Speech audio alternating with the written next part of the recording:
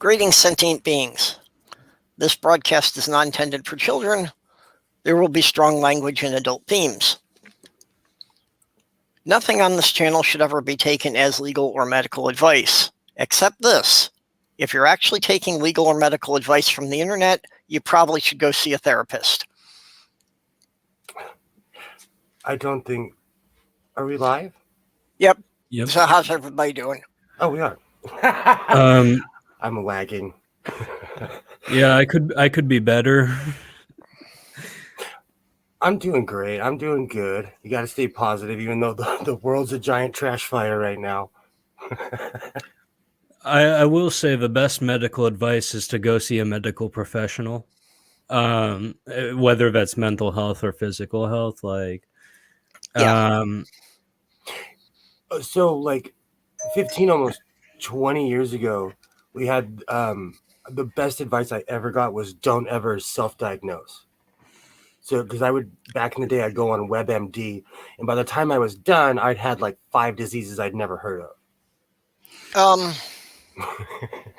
Yeah, I think that there's something of a balance point there, because I've actually had to self-diagnose several of my conditions that literally they hadn't figured out for decades. Oh, wow.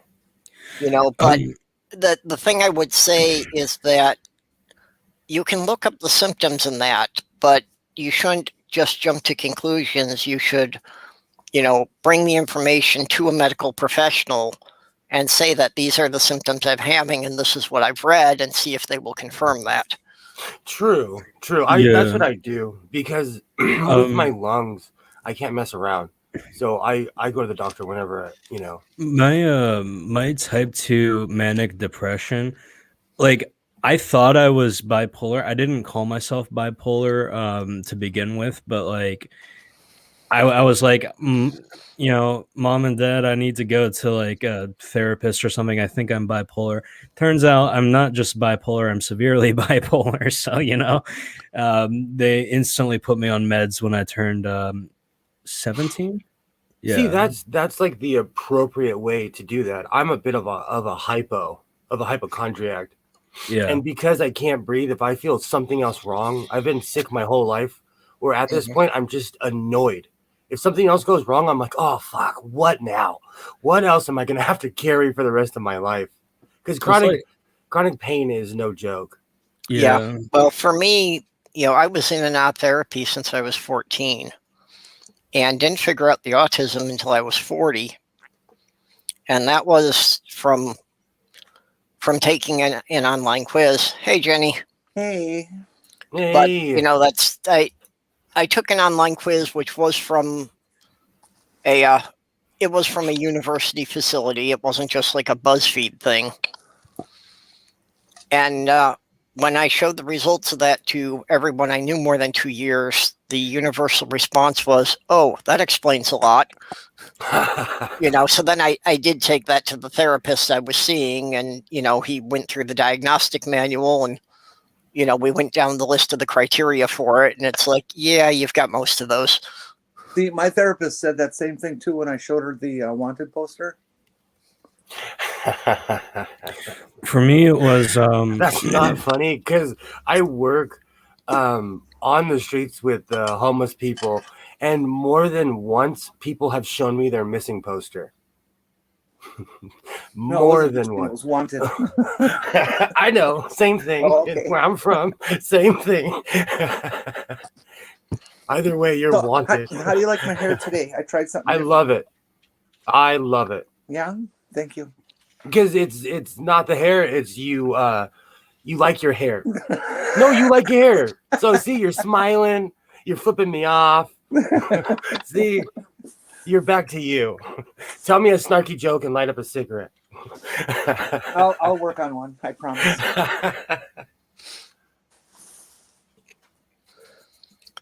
So, all right. I'm going to say it. I didn't want to say it. We're so far off topic. I'm just going to say it. So this is kind of a PSA from Godless Sewing Industries. If you think you're super straight, seek help immediately. If you say you're super straight, seek help immediately. No, Because I feel so- like it's a lot of people that are under the age of 30, and you can stop this now. If you stop this bullshit now, you won't grow here's up the to thing. destroy the planet. Well, they won't want to stop it. They don't want to stop it because it's an alt-right troll. It's an alt-right troll. Like, you know, I thought it was like a legitimate thing at first, and I had a serious conversation with someone, and then someone told me, "Yeah, this is just a 4chan joke." So, like, these people aren't serious. They are serious about hating trans people, but they aren't serious about super straight. You know, but if it's on 4chan, it's going to become a thing. I'm sure there are some people who heard the term super straight and heard what it means and was like, yeah, that's me, without understanding the actual like thing behind it. But you know, Yeah, I expect QAnon started the same way.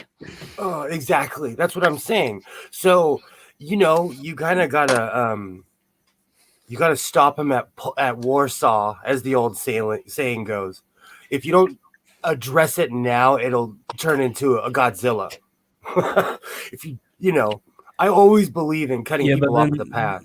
There's always a Streisand effect too, where when you condemn something, it just becomes more popular. So, I'm not condemning. I'm saying that it's these are disenfranchised people making things up in order to make themselves feel special. You're special. I've never heard that expression. No, what it is. The Streisand. Hey, sloth girl. Do we have you with you this time? Hey. Yeah, you're kind of quiet, but I did hear you there.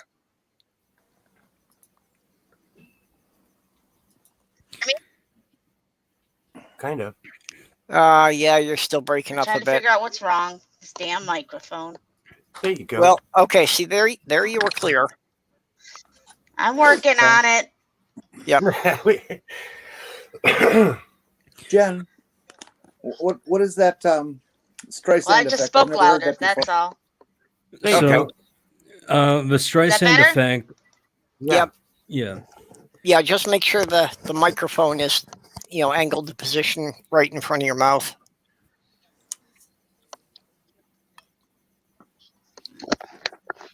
Yeah. Yes. Yeah, that's Is that good. better? So the Streisand effect, I don't remember exactly where it came from. All right, I'll do best I can. I don't exactly know where the Streisand effect came from. Or, well, I do, but I don't remember. And basically what it is if you tell people to not do something, they're going to do it even more. For example, the Harambe memes. The zoo said, stop making Harambe memes. People blew up Harambe, right? So... Why is it called the Streisand effect, though? I don't get that. Yeah, I don't remember why it's called the Streisand effect. If someone does remember in the panel, please enlighten us. But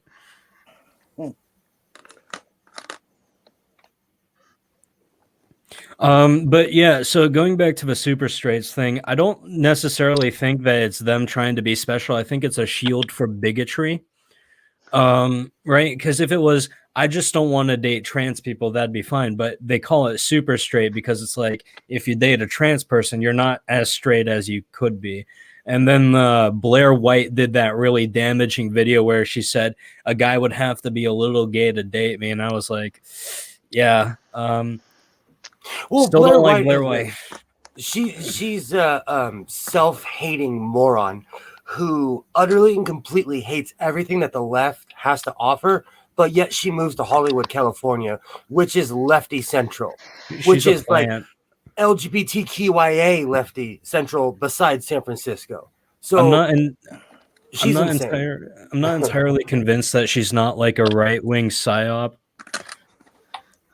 I wouldn't be surprised. She lives in one of the most lefty places on earth. So I don't get her at all. Even Kevin Sorbo lives like in Malibu. That's still lefty. Like, I don't get why righties move here. I think she's basically a sellout. She knows the right wing is most of her audience. Exactly. So, she says stuff that she knows they'll cheer for because it gets her more attention. Rosa Dawn as well. And, what's his name? I can't. Spooky posted the Streisand effect. So the Streisand effect is a social phenomenon that occurs when an attempt to hide, remove, or censor information that has unintended consequences of further publicizing that information, often via the internet. Right, but I want to know why it's called the Streisand effect. It is named after the American entertainer Barbara Streisand, whose attempt to suppress the California Coastal Records Project's photograph of her residence in Malibu, California, taken to document California coastal erosion, inadvertently drew further attention to it in 2003. Cool. I see. Cool. I like that. Makes sense, and I'm glad it happened to her. Yeah, exactly. Exactly. I think Never Again's got a very important point here, that so much of this stuff is what people are told when they're like less than 5 years old. That so much of it sticks, and especially about attraction. I think that's where a lot of the homophobia comes from. Is it just kind of what kids are programmed with before they're old enough to question it themselves? Very much so. I mean, when I was a kid, it was still really not okay to be like homosexual or trans. Definitely not trans. That was something that was unheard of. But like in my area, like people would use gay as a slur, right? So, not great. Well, they still do. Well, they still do, but like it's too. less so now in my area. Like people are becoming more progressive, but like it used to be a lot worse. Well, I grew up in the 70s, and my family was Catholic. So I've said that what really happened to me was that nobody would talk about sex at all when I was growing up. So by the time anybody got around to talking to me about it, it was too late because I'd already had a girlfriend and a boyfriend. I grew up in the era of Matthew Shepard, which is a name we should never forget. Yeah. And so I kept my mouth shut. Yeah, and I think I was already by the time anybody mentioned to me. I was expected to choose one or the other. Yeah. It's times have definitely changed. I will say that. I'm curious. Is there anybody in the chat who doesn't know who or what Matthew Shepard represents or is? Yeah, it might be a kind of dated reference for some of the younger people. I will say I have no information Let me look on up what this state he lived in before I tell it. Matthew Shepard was targeted because he was homosexual, and he was hung on a fence, basically Jesus style. He was murdered and then strung up on a fence, naked. Yeah, he was beaten to death for no reason other than he was gay. Yeah. That's so he horrible. was targeted. Yeah. Yeah. He was in Wyoming. I mean, and this shit still never ends. Like there are trans people who are killed every single day just for like the fact that they're trans. So like it really sucks. This is why I can't. I told my grandma I'll never become a conservative because like just they hate me. The conservatives hate me. Yeah, for no reason. So I can't. How can you deal with people who just hate the fact you exist? I say that all the time. I see it as worse today than it was in my day, because not only are they physically hurting us and killing us and beating us and all sorts of things, but now there is a very, very strong, well-organized political effort to eliminate us from the vocabulary, to get rid of us from from our social existence, to limit anything that we want to do, to make us absolutely the most marginalized people on the planet. And this doesn't just affect trans people. This doesn't just affect trans people. There are people who are cis who get beaten up in bathrooms because other people think they're trans, right? This affects everyone. This level of like this anti-science behavior in this regard affects every demographic, right? Like especially trans people, right? And like Jenny and I face like the brunt of the discrimination, but like these people hate like everything. you know? So it's not just us they hate everyone. Oh, absolutely. I all day long when I meet people, well, before COVID, when I would meet people, I'd always get, "You weren't what I expected. You weren't what I expected." People have these BS ideals, and if you don't fit into their small little category, they hate you. Yeah, I mean, our preconceptions are both like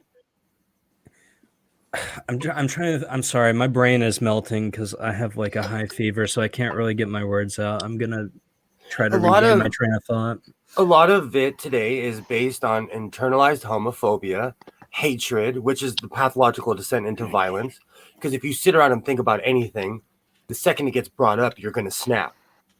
That's just human nature. If you obsess over anything, I mean, this is the end result of a almost Christian theocracy, right? I guess, but in America, they have to hide. They have to, like in Texas. Perfect example. In the late 90s, evangelical Christians crept into Texas, into their school system. Well, look at them now. I'm going to say this till I'm purple in the face. People were putting snowballs under candles. You can't fight that kind of stupidity. You can't. And this is what happens when you let a church into your school system, because you digress backwards. You know, there's no progression. Church is stagnant. The belief in God is stale and stagnant in the first place.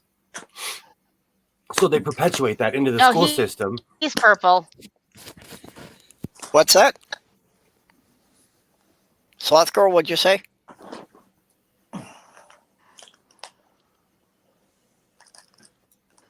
Yeah. I mean, she's still having trouble with the headset, I guess. I'm always testing mics and stuff like that. It's what's important to realize that the tactic today that they're using is that they're trying to deny the science, and they're trying to deny the science with science. That the science that they're using is God lives 60, in 70, 80 years old. No. Sorry, Sloth Girl, you're still breaking up a lot.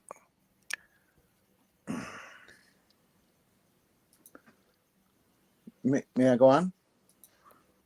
Yeah. Okay. It's critical to remember that the science they're quoting is 60, 70, 80, 90 years old. That we have learned way more about human sexuality and transgender science than they did back then. And these people are bringing it up in as though it is current today fact. And that science was the subject is settled. Okay. Trans people are real. Okay. It's not something that people choose to be. It is something that happens to people, and their only choice in the matter is how are they going to deal with it, by growing within it and past it, or they're going to kill themselves. They're stomping their feet and holding. 41% of the people do kill themselves, or at least attempt to. Well, and let's not forget, like here in LA, it's Black trans women who are being murdered in mass amounts. And I know it's across America too, but I can only go on the statistics that I know. And I think that needs to be, we need more education. We need to teach young men to not be so insecure, to be okay with who they are. Oh, absolutely. That isn't just with trans and sexuality discussion. That is also in terms of the oppression of women and the violence against women and sexism and misogyny against women. Absolutely. It's time to stop asking what's wrong with the woman, what's wrong with the trans person, what's wrong with the gay or lesbian person. What the fuck is wrong with men?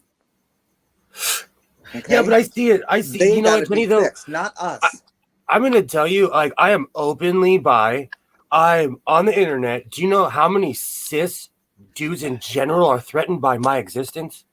They are threatened. It's because of their internalized homophobia, self-hatred, we could go down the list, but there's a ton of people I don't associate with because they've crossed the line or said something because they got a little bit too comfortable, and I make them insecure.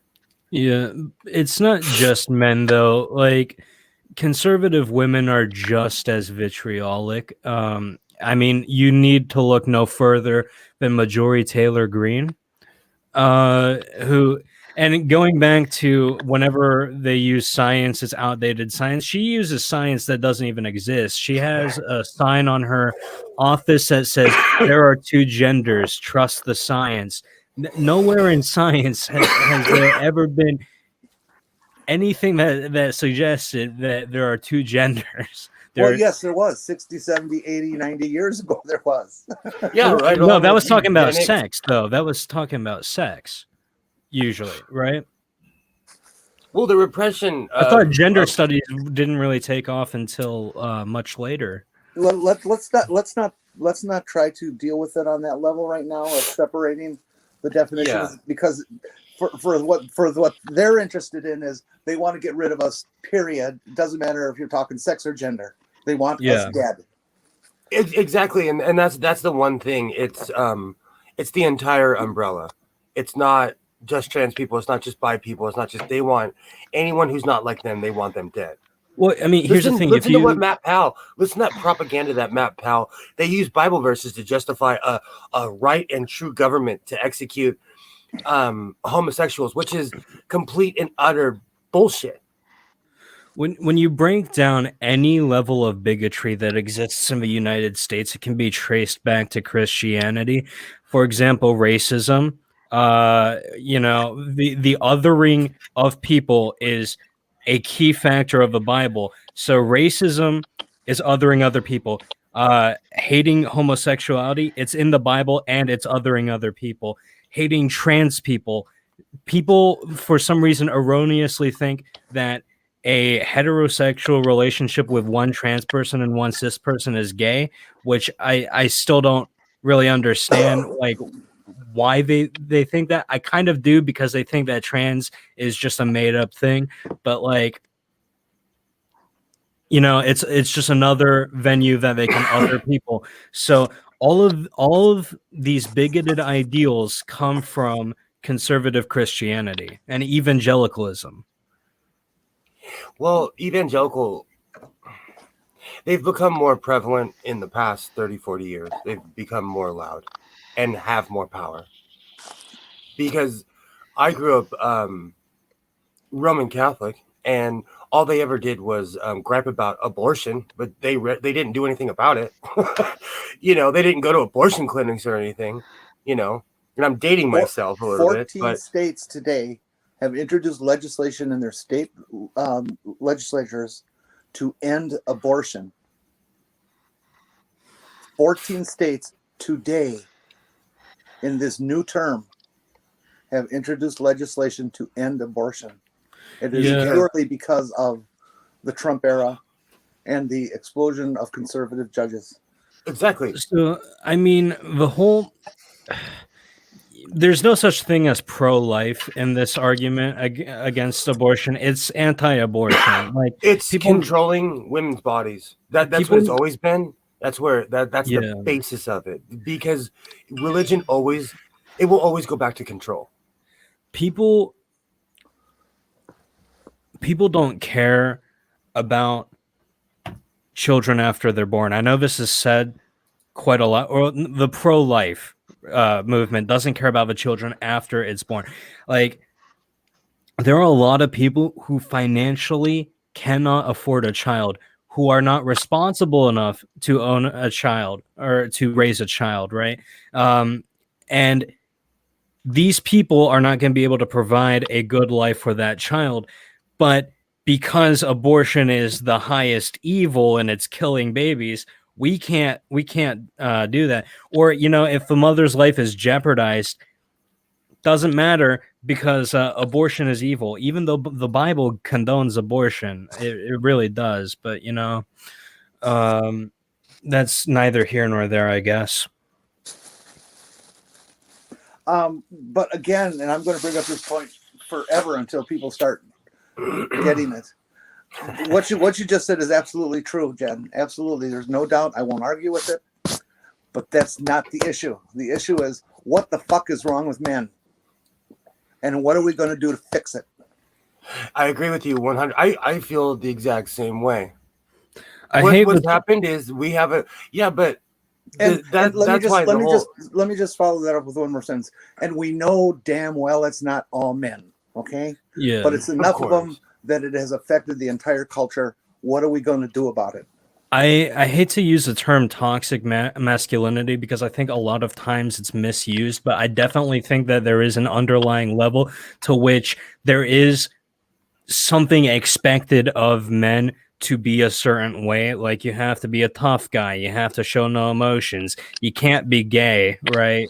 And it stems from a society that doesn't allow them to process their emotions properly, and you have these radicalized men who don't understand anything, and because they don't understand it, they hate it, right? Like everything they don't understand, they hate because it's different. It's not them. It's not fitting the mold that all guys have to fit into, right? So I think that's like the main issue men have.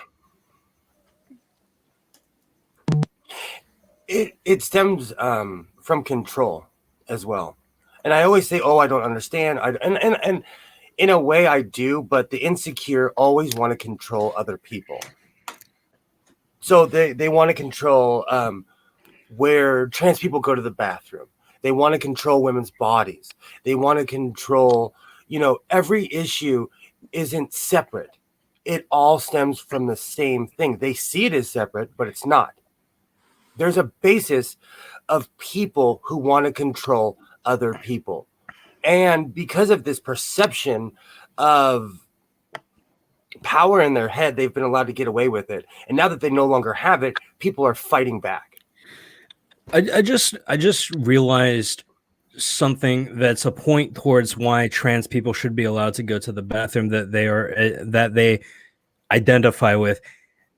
Whenever I go to a public restroom, I have to wait for a stall to open up because I get scared.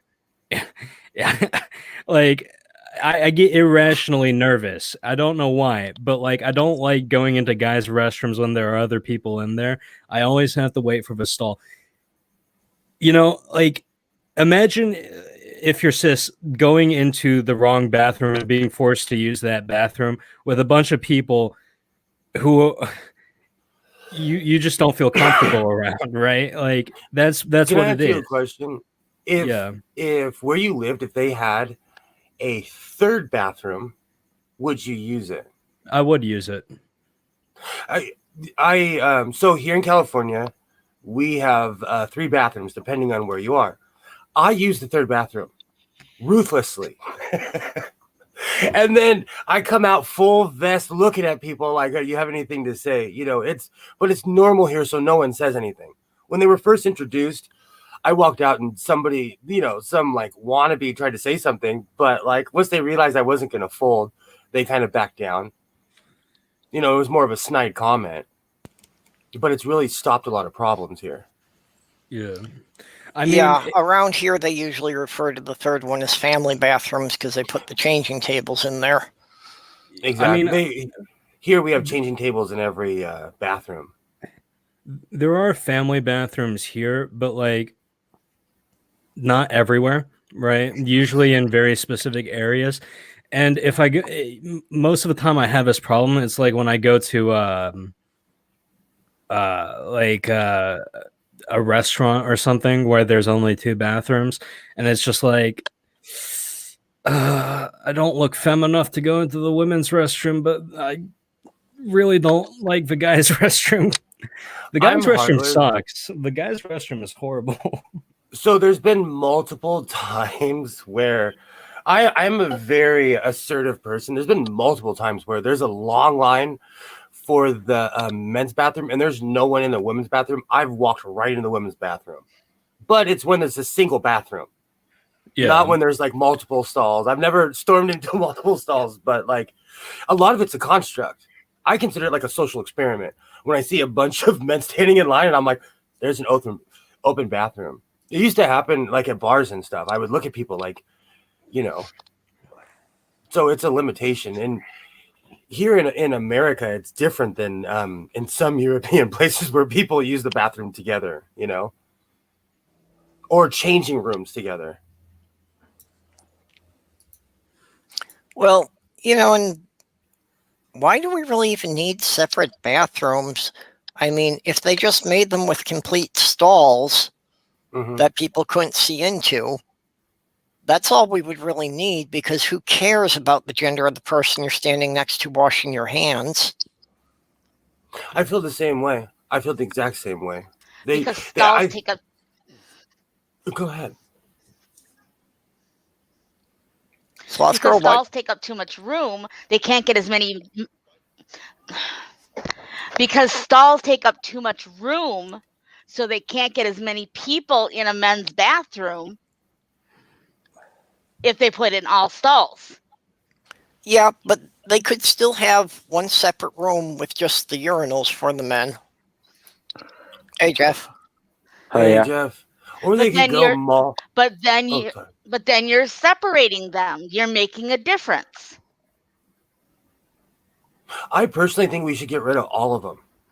Just have bathroom. I would like to take this moment to remind everyone that the entire bathroom argument regarding trans people was a made-up issue by a hate group because they knew it would cause trouble and make for headlines, and they admitted doing that. This is not an issue. It has been made an issue with some people in some locations, but it is not a real issue. I didn't know anybody had Trouble admitted to does it, not but I knew it happen was in bathrooms. fabricated. It has never happened in bathrooms. And if they're worried about cis men dressing up as women and attacking women in women's rooms, then they should be dealing with the men, not the trans people. Yes. Once Yeah, again, that's it's just victim what is the blaming. hell wrong with men, and what are you going to do about it? Interesting thing is, trans people are more likely to be assaulted in a bathroom than cis people are. Yeah. What never has got here, this is really the problem. Why is our society so hung up on people peeing and pooping? These are natural functions. It's just that we're so hung up on anyone ever seeing another person naked. I absolutely agree, and that's because we've become extremely prudish, because at least in America we've allowed evangelicals to creep into our lives, and so now we have the constant angel and devil on our shoulder that they have in their mind, and it goes back to insecure people saying, "Oh, it's always about what if? Oh, what about the children?"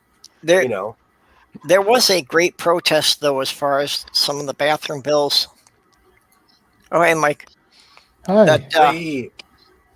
Since they were insisting on people going to the bathroom based on what was on their birth certificate, there was a bunch of the female to male trans got involved in it. So, yeah, there was a great picture of this one that just looked like the total biker dude with the full beard going into the woman's bathroom because born female. And yeah, you can bet that made women uncomfortable. Have you seen the one with there's a man who took a picture, and there's a woman who's coming out of the stall, and her face is like what? It's a picture I've seen on Twitter 1,000,000 times. But it was just to prove, it was a trans man saying, hey, I don't belong here. Yeah, Doc's saying, I don't understand the assumption that you're automatically safe in a bathroom or locker room with same-sex people. I don't want to see anyone naked. And quite honestly, I generally have not felt safe in men's changing rooms. It doesn't matter if I've got a beard. It's still, because that's where the jock mentality really comes out. And a lot of guys, posturing and trying to be really macho. And it's like, no, I've never in my life been comfortable around that crap. Well, I mean, there is like the phrase locker room talk, which I think is highly toxic. Because it reinforces the stereotypical uber male behavior that is quite damaging, right? But It it's seen also as okay because it's in the locker room, which I don't. It depends on what kind of. I went to a gym in West Hollywood, California, and the men's locker room was a brothel. So it depends on what kind of gym you go to. I will tell you though, at my local gym, there's a man who walks around nude, and it does make me feel uncomfortable. It does. Yeah, well, like Jenny was saying, the problem really is men, because I mean it's really a trope about teenage boys being harassed in the boys' locker room. It happens all the time that guys do this to other guys if they feel that they're not manly enough by their standards. Yeah.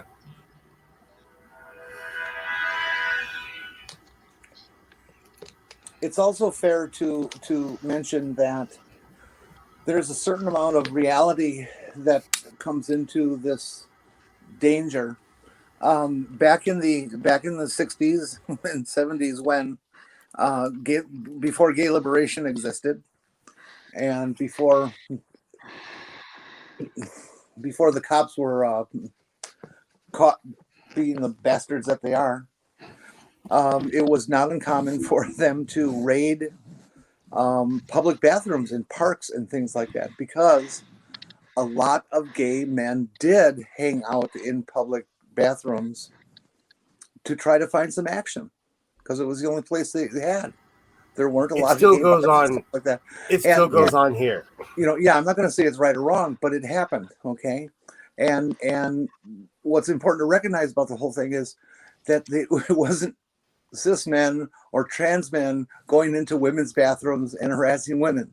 It was gay men looking for other gay men, and that's it. And for them to the conservatives, the panic-stricken fools, to make everyone guilty because of one particular behavior that existed for a period of time is absolutely insulting. It's highly marginalizing, and it has to stop. It has got to stop. This intrusion of religion into our laws is just destroying our nation. And I'll shut up now. Like I said, look at Texas. I mean, I think the main thing it boils down to is a lot of people are afraid of change, right? A lot of people are afraid of change. And the more we progress as a society, the more we come to understand certain aspects of what it is to be human. To a lot of people who don't like change, they think, no, there's no way, you're different from me, so you must be making this up, or you must be seeking attention, or you must be evil, right? It's just the need for division that stems from a lack of or a stagnation of progress, right? Yeah, well, it's change, and just the idea that people are uncomfortable with anything they're unfamiliar with.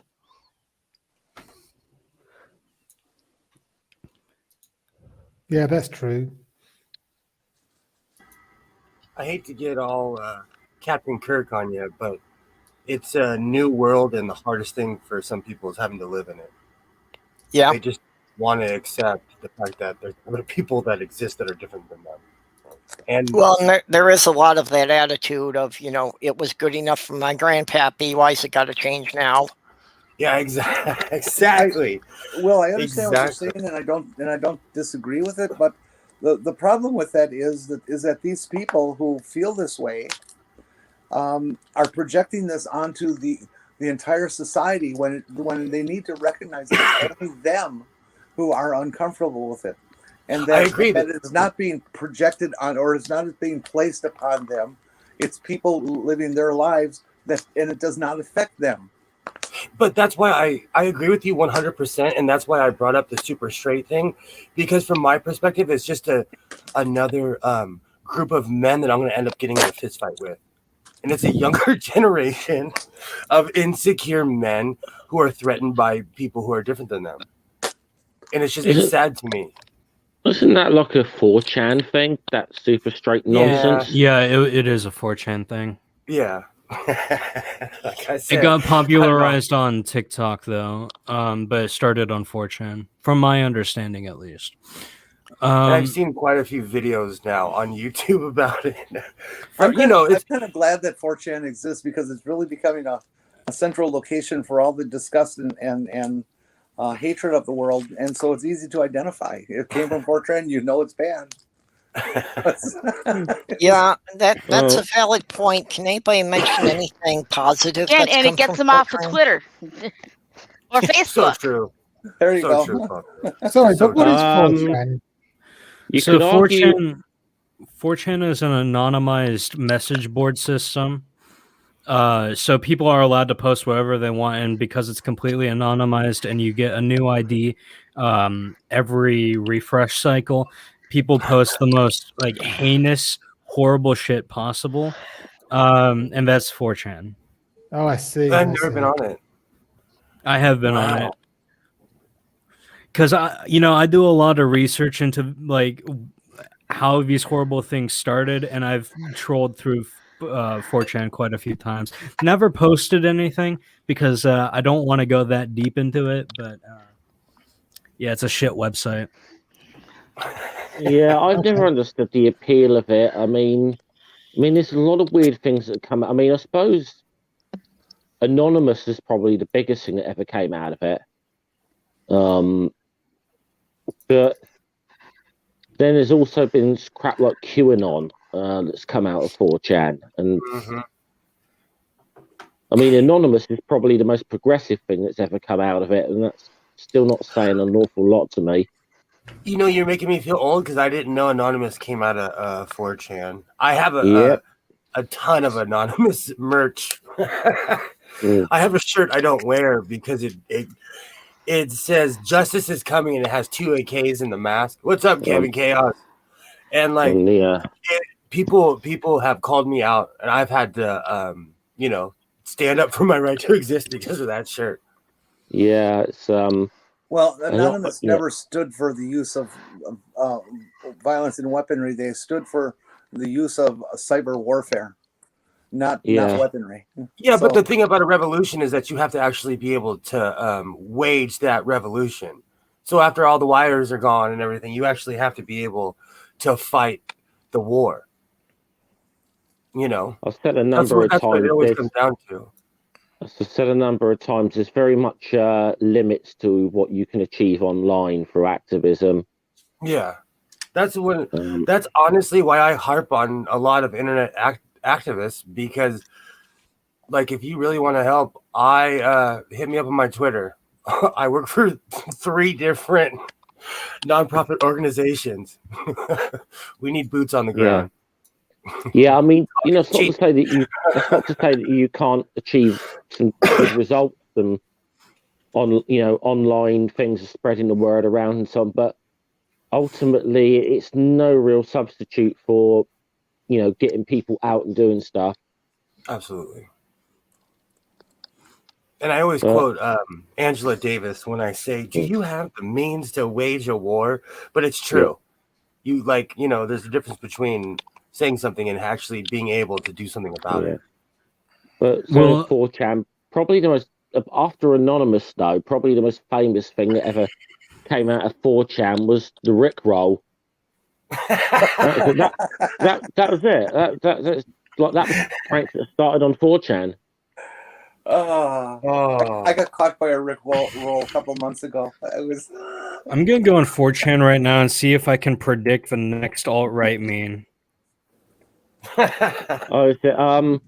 April. I got on April Fool's Day last year by Nevada, and she posted this thing like new theme for her channel. That she's put the release, and I clicked on it, and it was Rick Astley, and then I was like, oh damn, it's April the 1st today. I was like, damn you, Mero. All right, so let's go to /poll. Where's /poll? You officially lost me. Well, you know what? The only thing we need to prevent a revolution is to get people to start asking what happens after that. After you overthrow the government and you've crashed society, and there's nobody at the water treatment plant and there's nobody at the power generator. Okay, what do you do then when you're sitting at home without electricity or water? This is often the point people don't get about revolutions, as they are a process. Really, overthrowing the government's the easy part. It's then what do you then replace it with? And generally, that's when things get a little fractured as well, because everyone's sort of united in their dislike of the previous regime. Then all have their own different ideas about how society should be afterwards, and that's something that's very much historic. That there's generally an awful lot of different factions that will come into play in revolutions. So it's getting rid of the old guards, the easy part. Yeah, and historically, it usually doesn't end up well. Just name a place, name somewhere. I'm 3 posts down in /poll, and I already have found the N-word. This isn't going anywhere. Every revolution eats its own, and that includes left wing. That's not just right wing. Oh Revolutions eat their own. Oh yeah. And that's why you try to do everything you can except a revolution. Oh, absolutely. Absolutely. And that's why I tell people, I saw it in the atheist community a lot.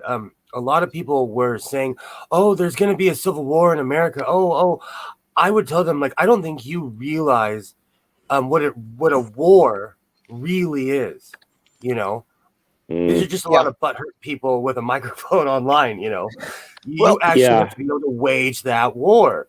It goes back to what I was saying earlier, Yeah, it's the same problem with the people who have been, doom prepping for the apocalypse. Is they do things like hoarding gold and diamonds, because it's like they have this concept that after the apocalypse comes and the money's not worth anything, they're still going to be able to trade the gold and diamonds for food. Yeah, and they don't have a scale to weigh it out. And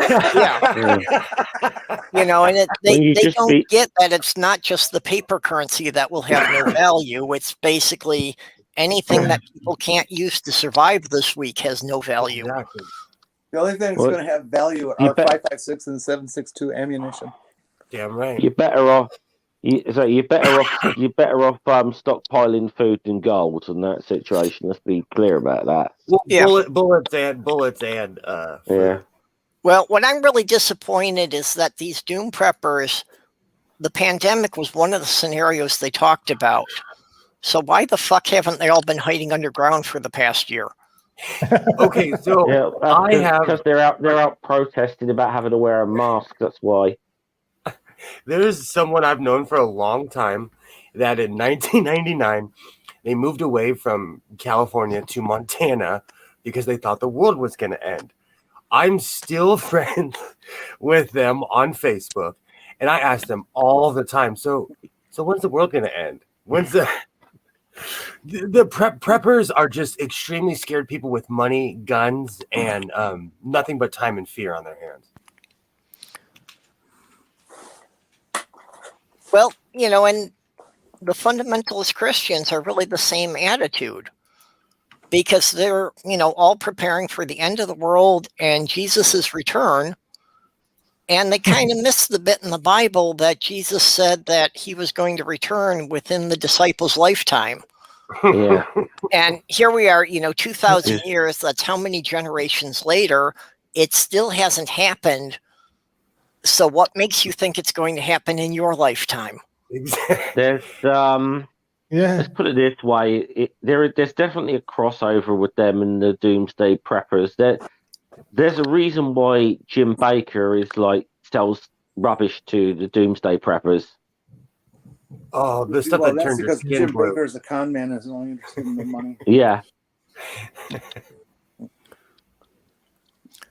Okay, now Well, he was selling that silver solution that he was claiming cured COVID, didn't he? Yep. And got into trouble with that. Yeah, it turns your skin blue. Yes. okay, nerdy Yeah. here. This is the most coherent Doom Prepper plan I've ever heard. You just set up your own village with a stream and farming. Yeah. You'll be back to the 14th century, but that's at least a way humans can actually survive. Yeah, you But do that, and I'll stockpile ammunition, and when I'm hungry, I'll come and get you. If the power grid was to drop out, it would be the 1400s. We would just have fancier stuff. If the power grid was to fail, we would be thrown right back to where our ancestors were. So a lot of people would die real quick. Okay, so from what I've gleaned from 4chan, the next alt-right meme is going to be how the world is anti-white. See that I'll guess that next week we'll be seeing that. Yeah, so there's gonna, like they go over the same talking points consistently. Like they just cycle through the same bullshit. The thing with 4chan is that you can't tell who's serious on there and who's trolling. Because a lot of the people aren't white I people? mean, seriously, a lot of the people on there are just trolling. Not, they're known for being trolling and pranking people. But aren't white people only about 10% of the population of the planet?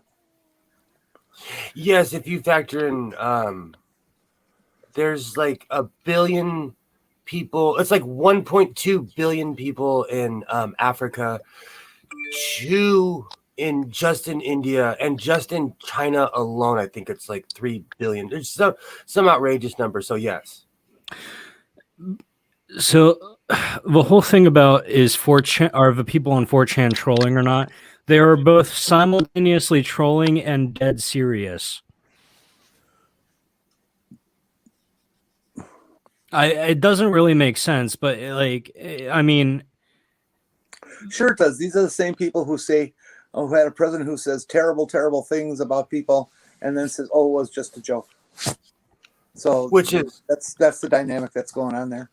Just complete poison is what it really was. Well, I mean, it's just like you think something like QAnon came out of 4chan, which it instantly, without even having to look into QAnon, should be a red flag to anyone if it's like it originated on 4chan.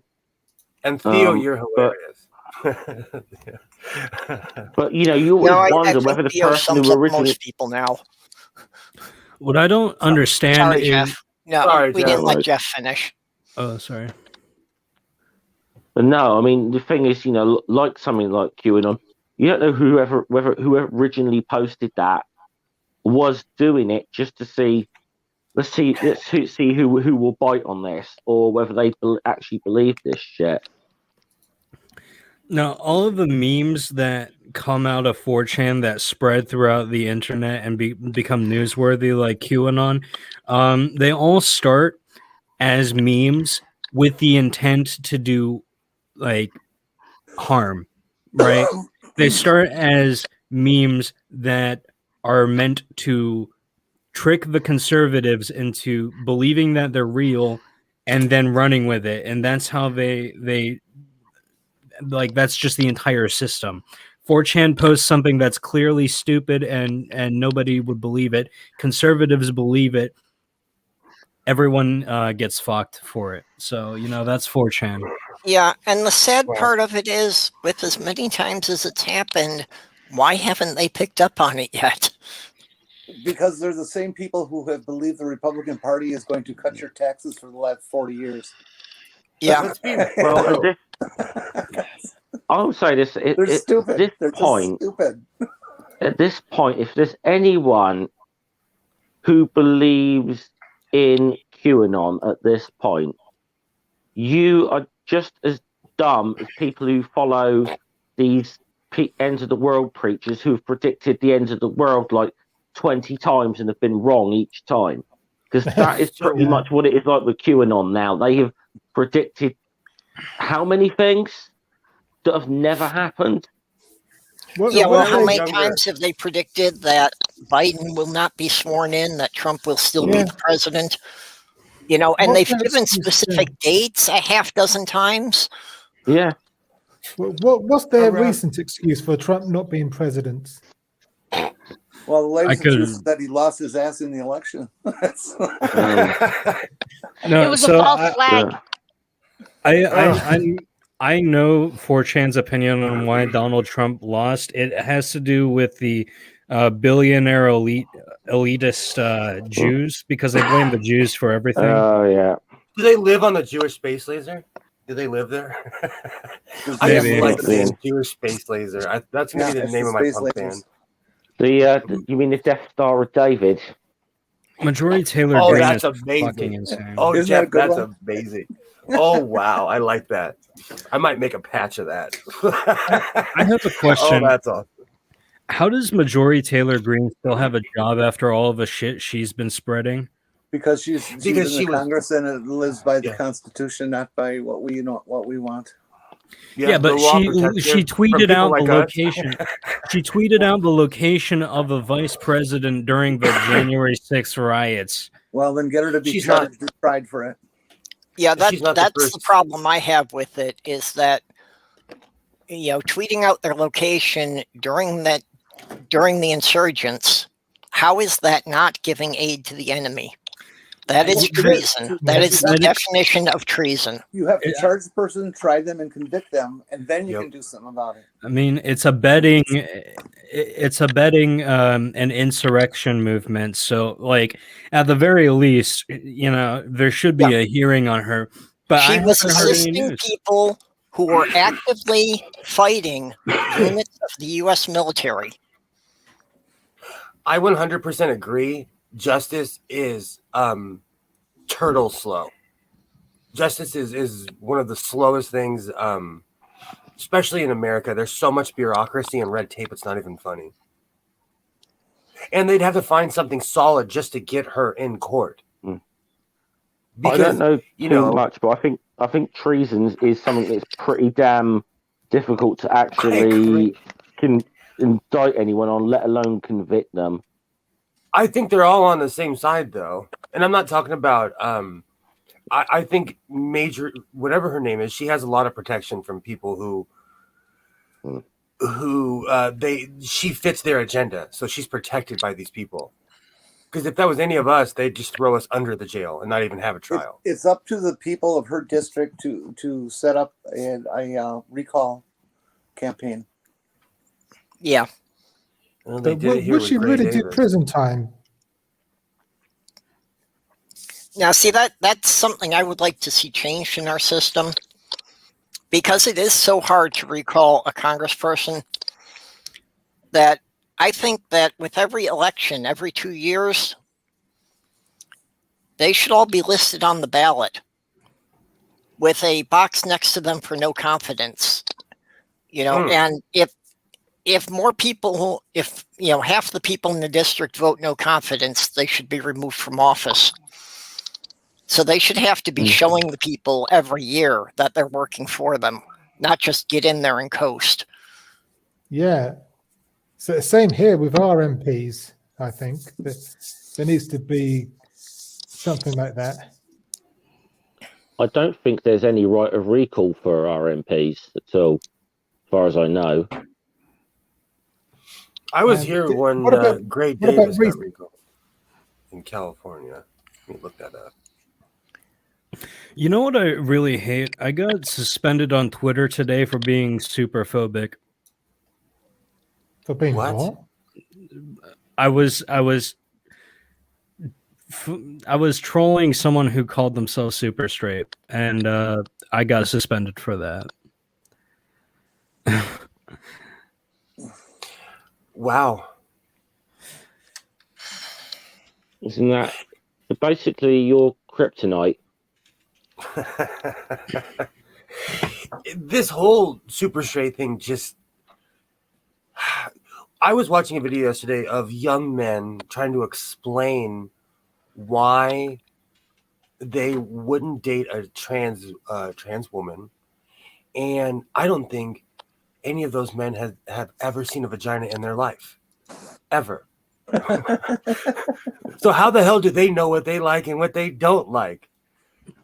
You know, people don't tell me you don't like Thai food if you've never had it.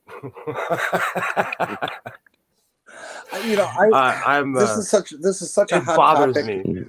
This is such a hot topic in the trans community, but I don't know that I can blame any cis male for only wanting to go to bed with a vagina, not with a penis. If that's what they're attracted to, that's what they're attracted to. I may disagree with them and who's a woman and who's not, but if they don't want to have sex with a penis, why should they have to? Or why should we guilt them because they don't want that? Agreed. But we have choice. I agree. But I don't walk around promoting my sexuality. I don't walk around like.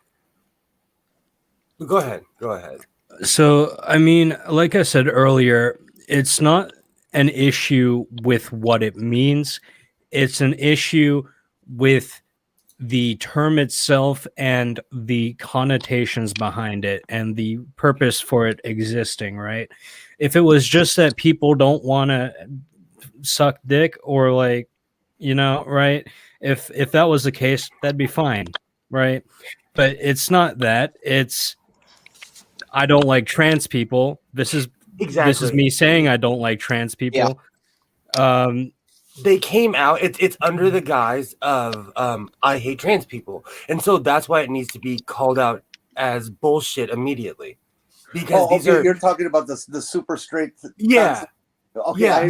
I agree with that. But because it's not bringing up the topic in general. I mean, before the super straight existed, this discussion existed, and people were saying that. No, I agree. And people were being called transphobe because they stood there and said, I don't want to have sex with a penis. I want to have sex with a vagina.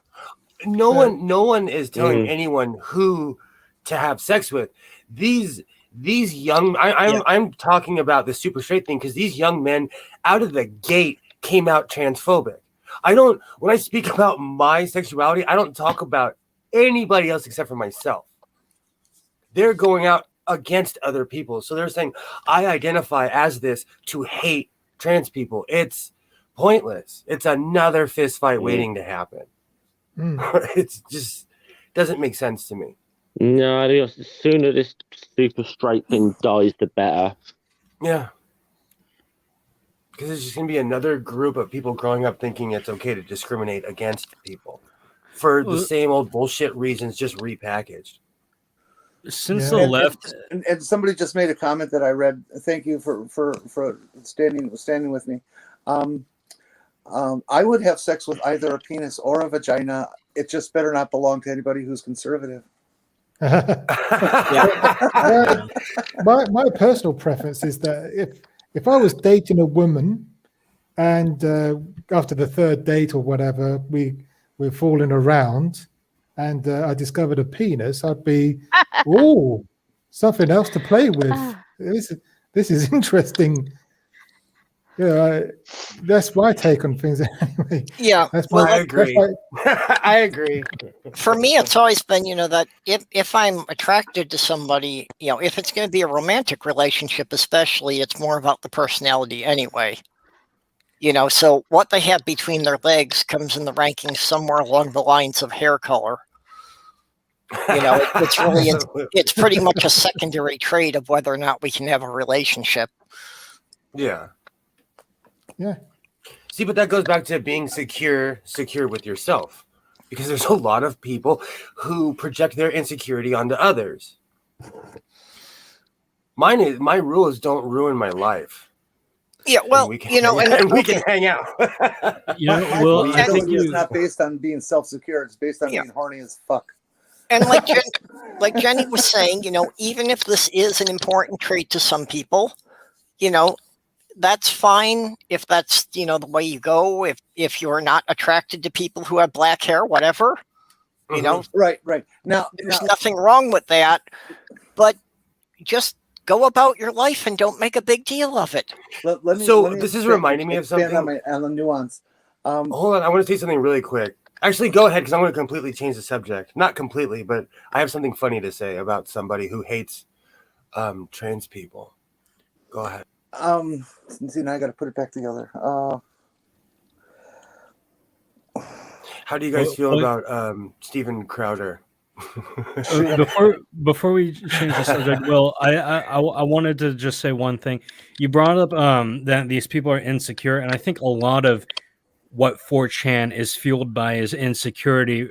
There's a lot of incels, self-professed incels that exist on 4chan, and you know, a lot of these people feel disenfranchised for whatever reasons that might be, and they seek out this hate group to find community, right? Because all you have to be is someone who fits the mold, and if you fit the mold, that you don't, it doesn't matter what your personality is, just follow the herd, right?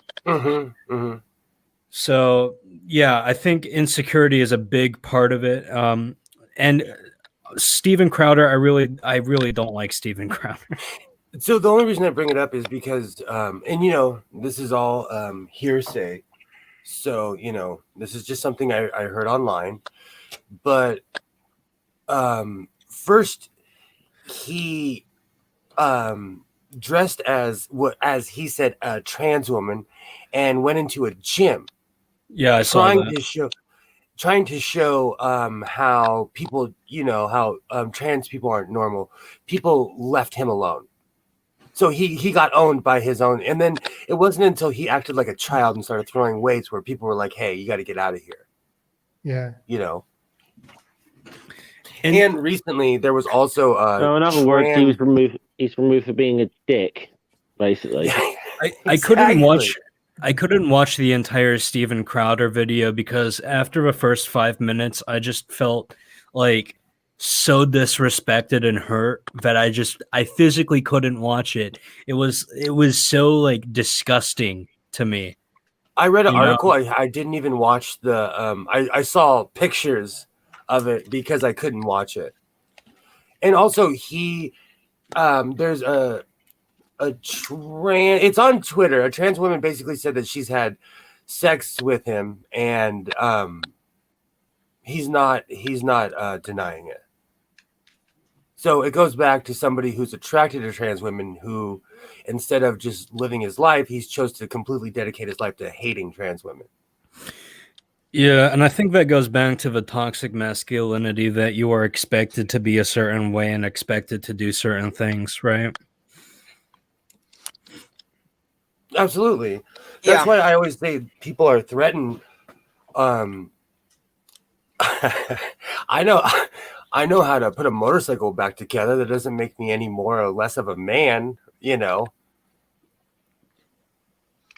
Yeah, I think that's a lot of it, and it goes into the whole thing about, you know, gender is a social construct, that people are so worried about whether or not they're living up to society's expectation of what their gender is.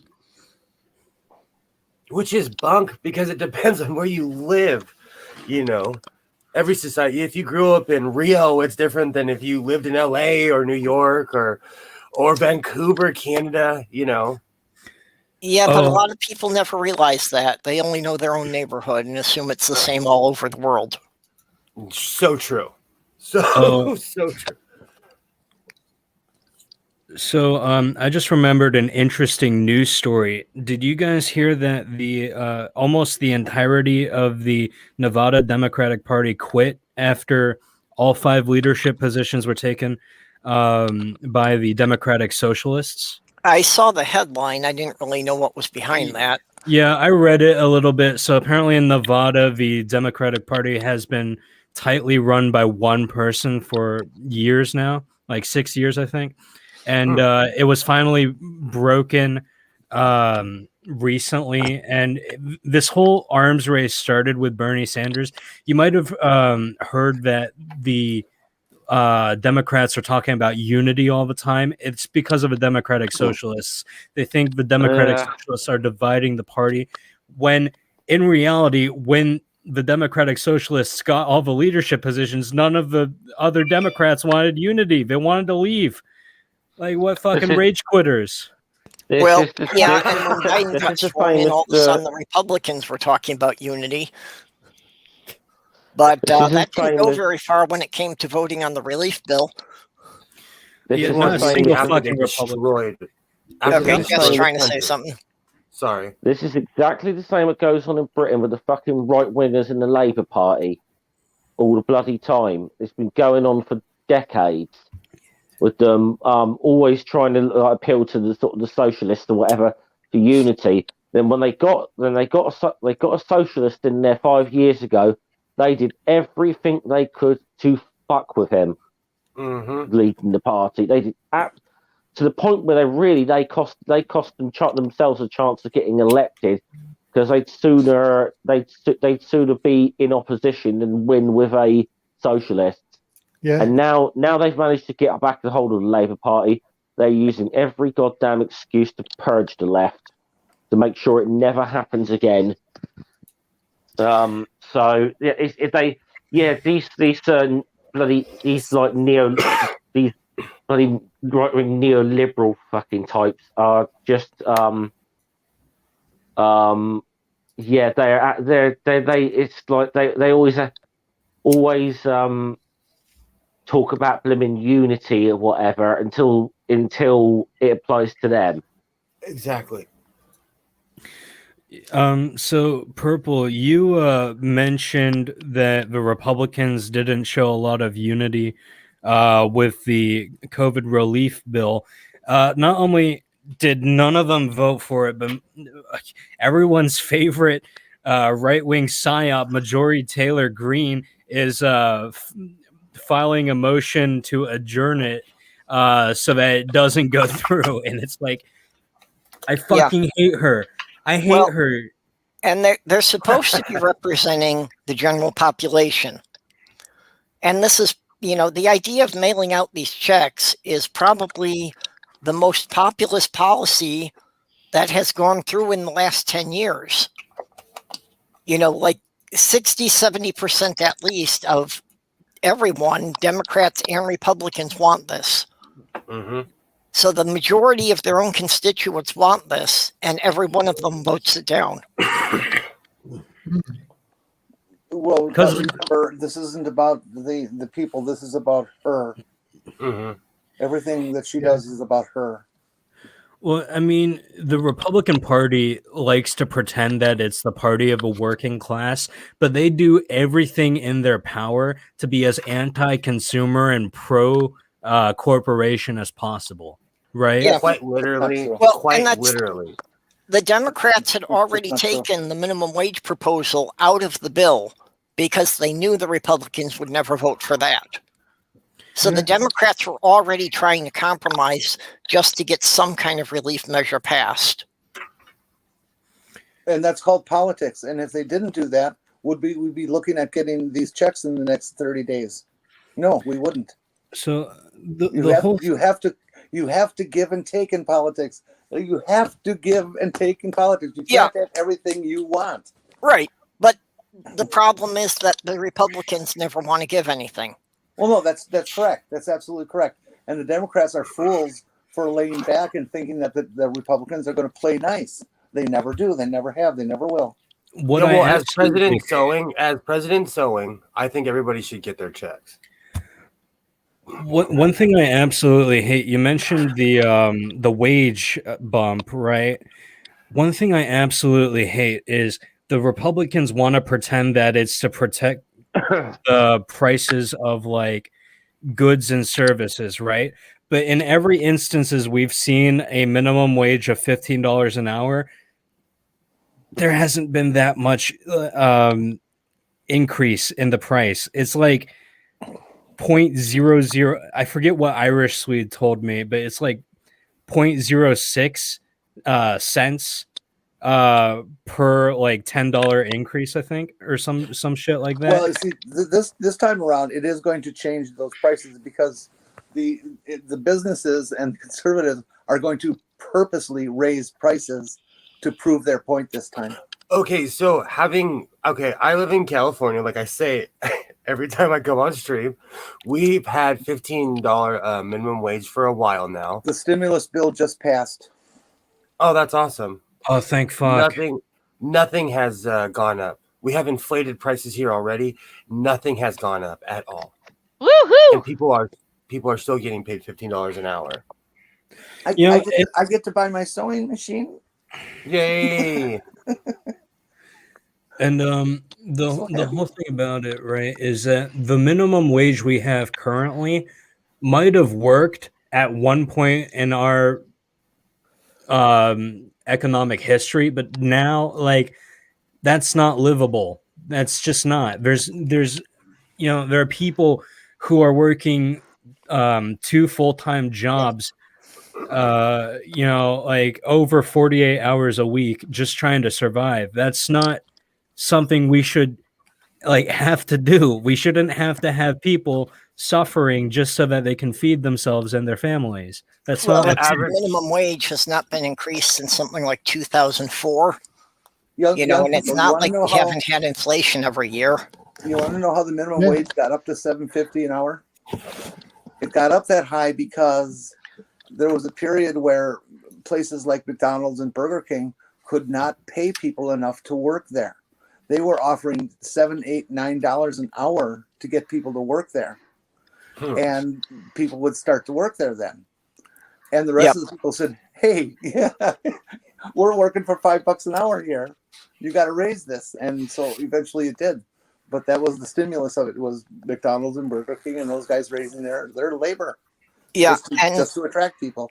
And as far as the idea of people saying that, it would cause just prices to skyrocket, the CEO of McDonald's said that if the minimum wage nationally was raised to $15 an hour, it probably would not make any change in their menu prices, or at most the price of a burger would go up like a dime.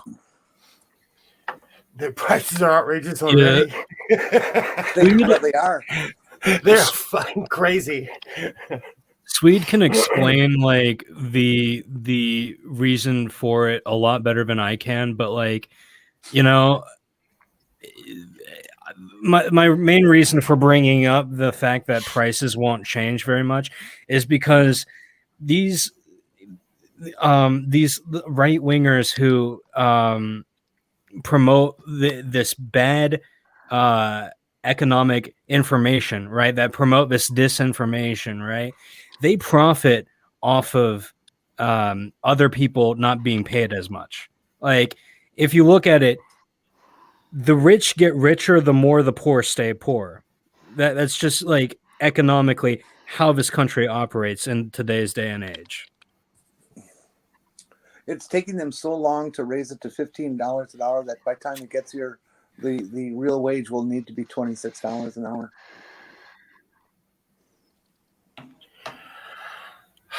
I don't know how people do it here in LA. You have to make at least $120,000 a year to survive, and most people don't make anything near that. For most major cities in the U.S., 40 hours a week at the minimum wage will not pay rent, let alone have any money left to pay utilities or food. Yesterday, I was talking to my neighbor, who's a Los Angeles County sheriff, and he looked me in the eye and said, because a house on my block is being sold for an exorbitant amount of money. And he looked at me and he said, I can't afford to buy my own house. He was basically saying, even with his wage now, he can't afford to live in this. If he didn't buy the house back when they were giving him away, he wouldn't be able to afford to live in this neighborhood. And he's, he's got a steady job. He's a sheriff. Yeah.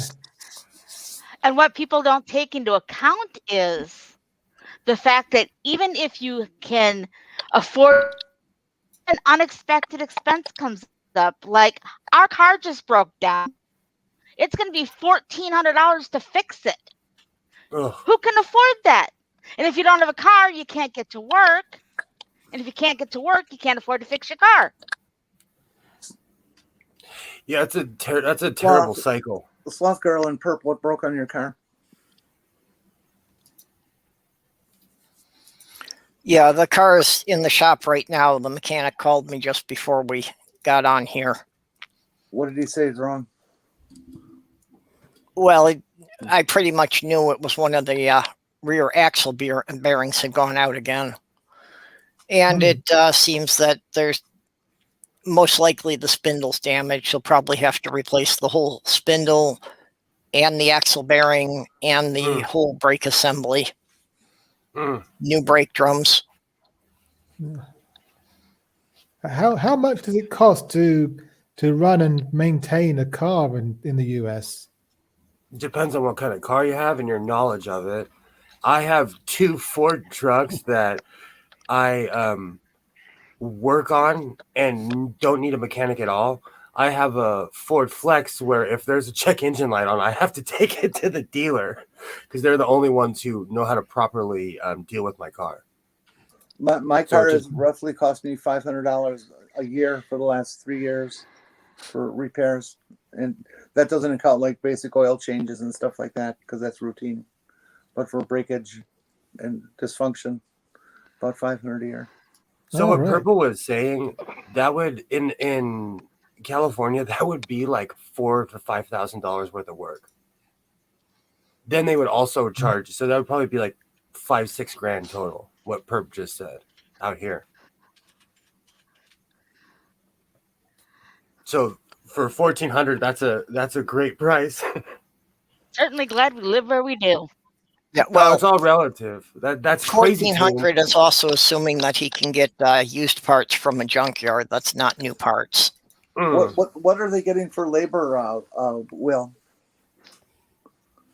You know what? I should go grab my receipt. I actually I'm in a fight right now with a company that they didn't mess up my truck, but they didn't fix the leak. And I don't want to say how much money I spent because it's a lot of money. I just want to know per hour what they charge. Oh, it's like $30 an hour. No way. $40 an hour. No way. There's no mechanic working for $30 an hour. No, it's 3 times that here. I don't know. They make so much. You know what? Honestly, I have out of the no garage, idea. guys might. They make so much. The prices are so high here that I don't even know where it's going after a while. Because the fact that for $1,400 you can get all that work done, you couldn't even get in the door for $1,400 in a lot of places. They'll tell you to go away because you're not worth their trouble. Well, then they're getting well over $100 an hour labor. Yeah, it's insane here. Even like to work at Jiffy Lube, people are fighting to work at Jiffy Lube because they have absorptive prices too. And I laugh at people that have to have other people change their oil. Sloth Girl was trying to say something there. Go ahead. That's all right. Don't worry about it. Okay. Well, I don't remember what I was going to say. Okay. I used to get $200 an hour. The shop would get that. I didn't personally get that. The shop fee was that much because we were doing highly specialized restoration work, not general wrenching. Yeah. So just basic mechanic work is about $65 to $75 an hour. Okay, it's like different for each vehicle with me. Like my 88 Ford truck is like a monster truck, so I have to take that to a specialist because it has a bunch of special parts on it. I have another F-150 that's just kind of a standard truck. I could take that anywhere. So it depends on the mechanic. But here we pay outrageous prices. Honestly, it's a population thing. We pay higher gas prices. We and New York does too. If there's just more of a population, our taxes pay for everybody else. and I will argue with anyone about that one. Well, and that's the big argument that's going down with the minimum wage right now is there's people standing there and saying, hey, if you live in LA, $15 an hour maybe sounds appropriate.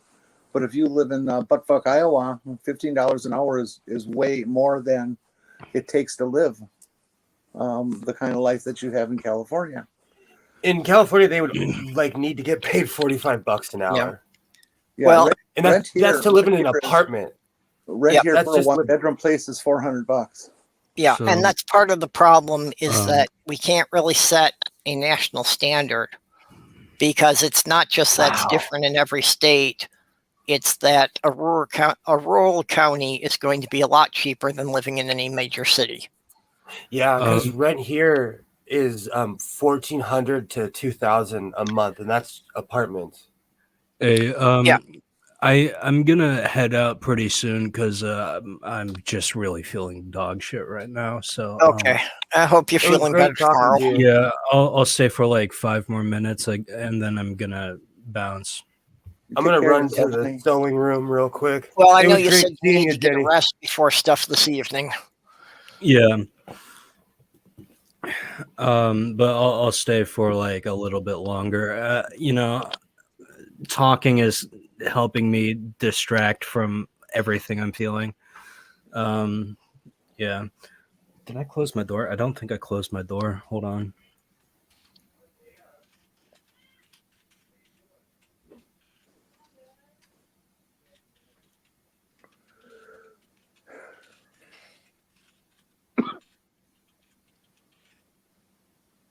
Yeah, I'm gonna head off as well. But thanks for having me. Thanks for having me on. And okay. Yeah, Mike, are you going to be doing something later today? Yeah, later. Well, tonight for me. Afternoon. Okay. Well, why don't you plug your stuff before you go here? Yeah. Okay. Well, tonight I'm doing a show which is similar to this one. Yeah, it's called Shooting the Shit. There's no list, there's no agenda. Just friends hanging out, chatting. Really. So that's 11 p.m. my time, which I think is 5 p.m. Central Time. I think so. So yeah, hop on and join us. Yeah. And then tomorrow's your more serious political discussion. Yeah. Well, there's a double whammy tomorrow, as well as On the Sofa at 4 p.m. Central Time. I think it's 6:30 Central Time. I'm interviewing. I'm interviewing someone called Skeptic Skeleton. There's a relative newcomer to this community. Awesome. Skeptic Skeleton. They're stealing my undead brand. That's not cool. Hold on. So yeah, you should that should be quite interesting. Actually, I did hear about Skeptic Skeleton before I met you, Genesis. Yeah, but I've been here since 2013. Yeah. Well, you've been too quiet. You got to make more noise for yourself. No, I've just been in a different community. That's the only reason. I'm sorry for jumping in on your shout out or your shilling. Yeah, I just thought that was funny. Yeah. That's okay. So yeah, a double whammy tomorrow night.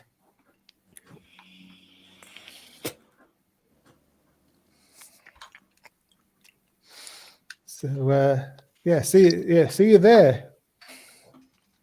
Awesome.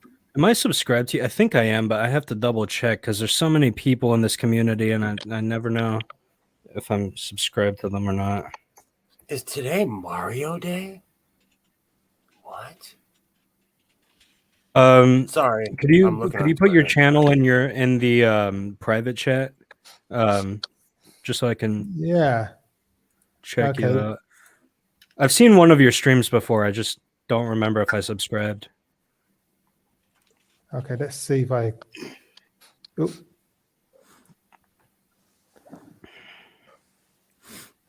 Good. So,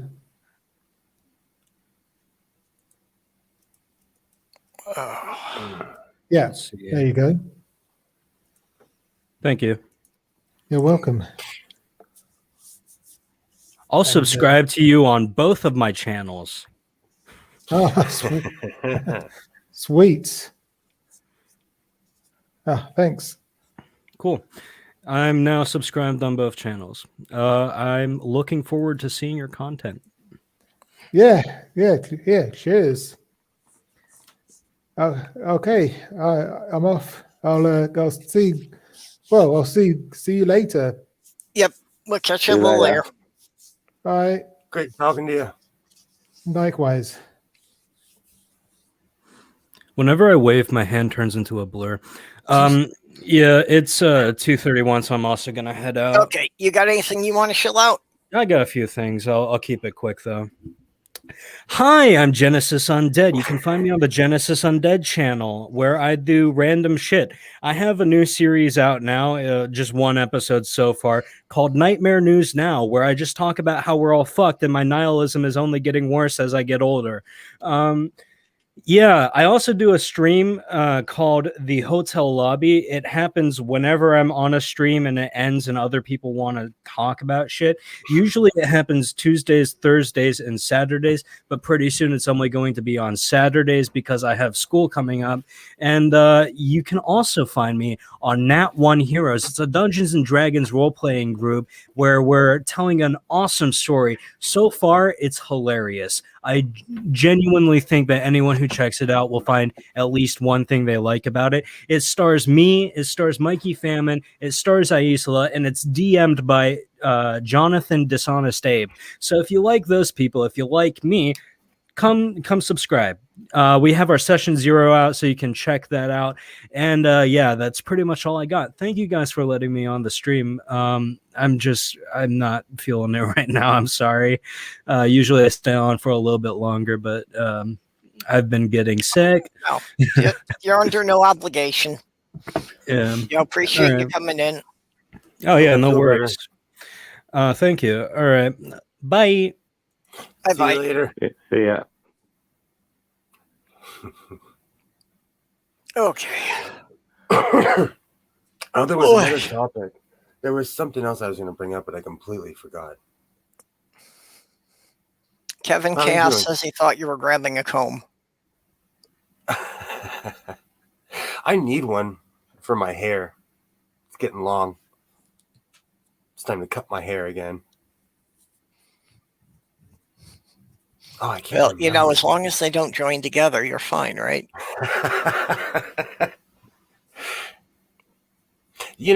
There some people find that attractive.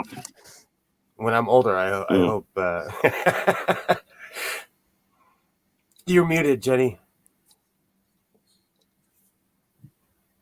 Now you look like a silent Hollywood silent actor. Sorry, I was making a bunch of rustling noises, and I knew that's annoying. Yep. Well, appreciate you muting it to keep the noise down. That's like this microphone. I forget how sensitive this microphone is, and it picks up every sound in this room. So when my fridge turns on, when my heater turns on. Yep.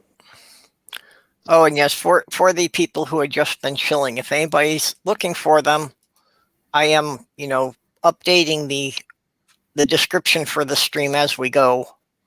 So everybody who appears in the stream, all of their links, their YouTube and Twitter and whatever else they've given us will all be in the description. So after this wraps up, you can go in there and you can, find the links for everything. Yeah. Yeah, it's all there, YouTube, Twitter, bank details, national insurance numbers, all there.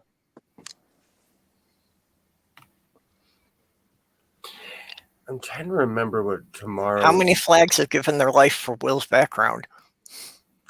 Oh, you have no idea because there's flags above my head because I'm thorough. Let's see if I can angle it. Oh, as the heater turns on. Let's see if I can angle it. What you There you can't go. You see see the on flags above my head. is that a Georgia state flag you got hanging up there Jeff, above you? you have I admire yes. You spotted that dead on. That was the 2003 Georgia state flag when they took the Confederate flag off. Yeah, they took the quote unquote Confederate flag off. I actually have a Confederate flag here, and I improved on it. Yeah. Twitter took it down, and then I improved on the head. Do you want me to show it to you now? It's right here. It's within. It's not too indecent. It is indecent, but Oh, sorry. I don't know what's going on there, Sloth mate. Girl, we're getting a new computer together for Sloth Girl too, so she can start doing her stuff and participate here. But I So, can you look for that see in it? the next couple of weeks. No, hold on. Boo. Do you see what I put on it though? Mm-hmm. I can't tell what it is, but I see there's something. It's a in there. big brown penis. It's a big brown penis. Hold on. Well, I'll highlight you here. There you go. Well, I imagine people react to that on some level. Okay, so That's, on Twitter,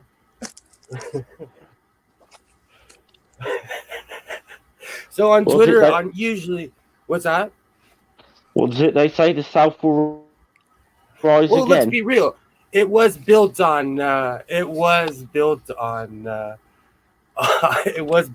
brown, big old black penises. So I posted this on Twitter a while ago, and usually I'll get 400, 500 people look at my stuff. 9,000 people looked at this. No one liked it. Bunch of people clicked on it. It was actually hilarious. Sounds like you had a couple of right-wing nuts see it and shared it to their groups. Oh, it was insane. And at first, I had a different head on it, and Twitter took the picture down and said it was indecent.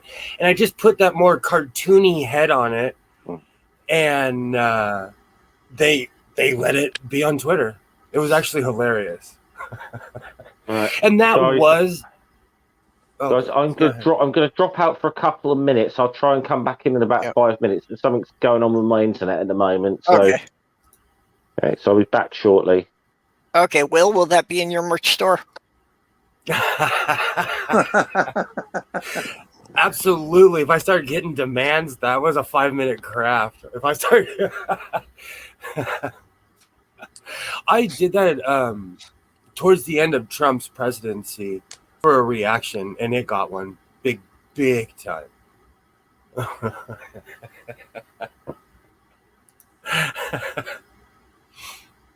We have a couple people around here who fly the Confederate flag. It's insane. I went into, I buy. Well, I used to. I don't as much anymore. But I buy the rights to foreclosed houses and to storage lockers. And I bought the rights to a house, and I found that flag, and I also found a bunch of white power T-shirts. I found a bunch of stuff. So somebody was alt-right, and they basically abandoned their house. So I got a bunch of cool stuff from their house. Yeah, there's still an ongoing feud between Minnesota and Tennessee because there is a Tennessee militia flag in the Minnesota Historical Society in St. Paul. Oh, really? And Tennessee keeps wanting them to give it back, and Minnesota's saying, no, the 1st Minnesota Regiment took it in the Civil War, and we're keeping it. Sounds fair to me.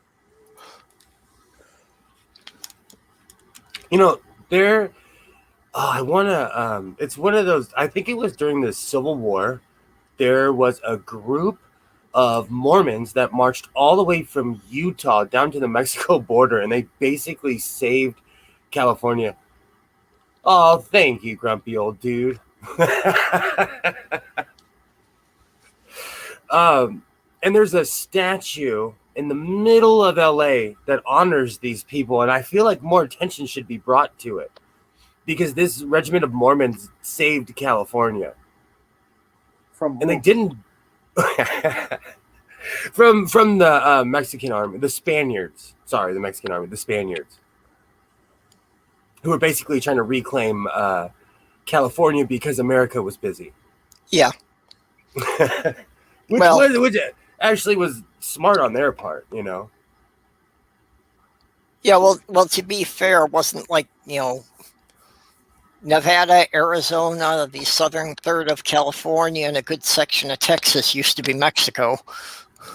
Everything south of San Francisco has a Spanish name.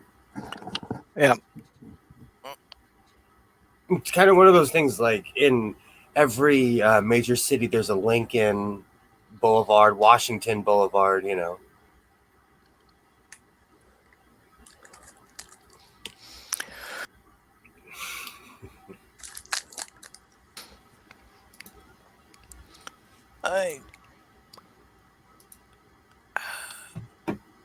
So I did get rid of the mannequin and put another flag up yesterday because I was trying to show my son. I was like, "Oh, we don't have a flagpole," and he's like, "Oh, what are we gonna do?" And I was like, "We're gonna make one." So it was a cool project with my son to make a flagpole for this flag right here. Because I'm trying to, because he's like, "Oh, what are we gonna do?" And I'm like, "We are gonna build one. We have the technology." Got to get him young, Still teach him how to. Whenever I repair anything, I'm like, "Come here, let me show you how to do this." Especially with cars, because that's a skill that people don't have anymore. I still change my own oil. Yeah, with the Jiffy Lubes, I've given up on changing my own oil, but mostly it's just because for the cost of it, I don't really save that much over taking it to a Jiffy Lube and the hassle of getting rid of the used oil at this point. True. Oh, just dump it down the sewer. Do you know you'd be so busted? And that's the one thing, people are super snitchy around here. If you start dumping in the sewers around here, people start snitching and calling the city. I got lazy and I would clean my paint gun and let it run through the sewer. They called the city on me. And it's not like I could lie because there was a stream from the drain all the way to my house. So I have been flagged. I used to turn in shops that I knew, even if they were my friends, for dumping oil or coolant where they shouldn't. Yeah, no, I would, just because, the danger to wildlife and all that stuff. Oh, yeah. Oh, no, I'm not. The economic, get shot. Yeah, the environmental issues are something I would take very seriously. I think that's the as someone who's guilty of it himself, in LA, people have really given up. Like, it has become trash city all over again. We did such good work cleaning up the city of LA in the past 30 years, and just in the past 3 years, between there being the plague downtown and we have over 150,000 homeless people on the streets of LA. So it has become just trash city. It's sad to see.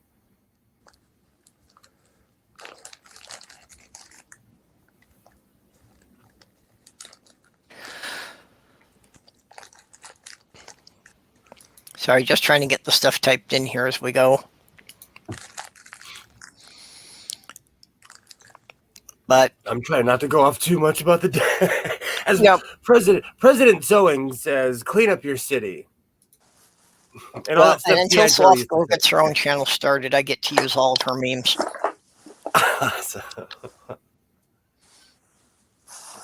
Oh, I'm stealing that one. Oh, I'm so mad at Texas right now. I love this one.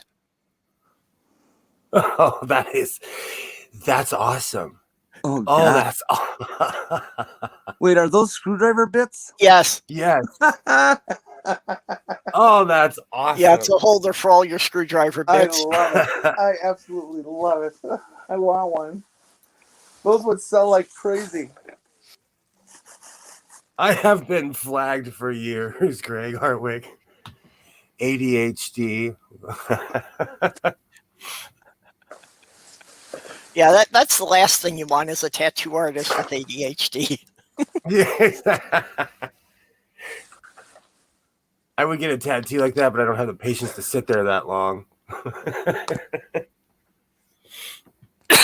I've got one small tattoo, and people were telling me how painful and everything. It's like, once I did it, I was like, really? What was the big deal?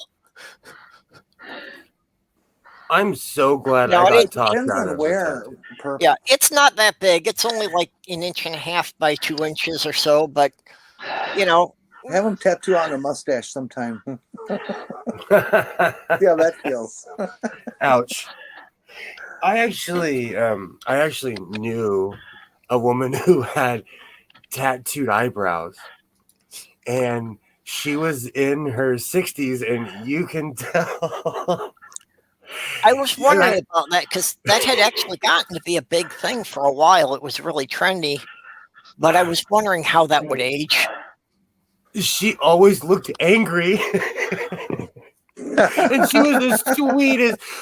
She was Rosario was the sweetest woman ever, but she always looked like she was mad dog because she had her eyebrows that were kind of at an angle, and she always looked angry.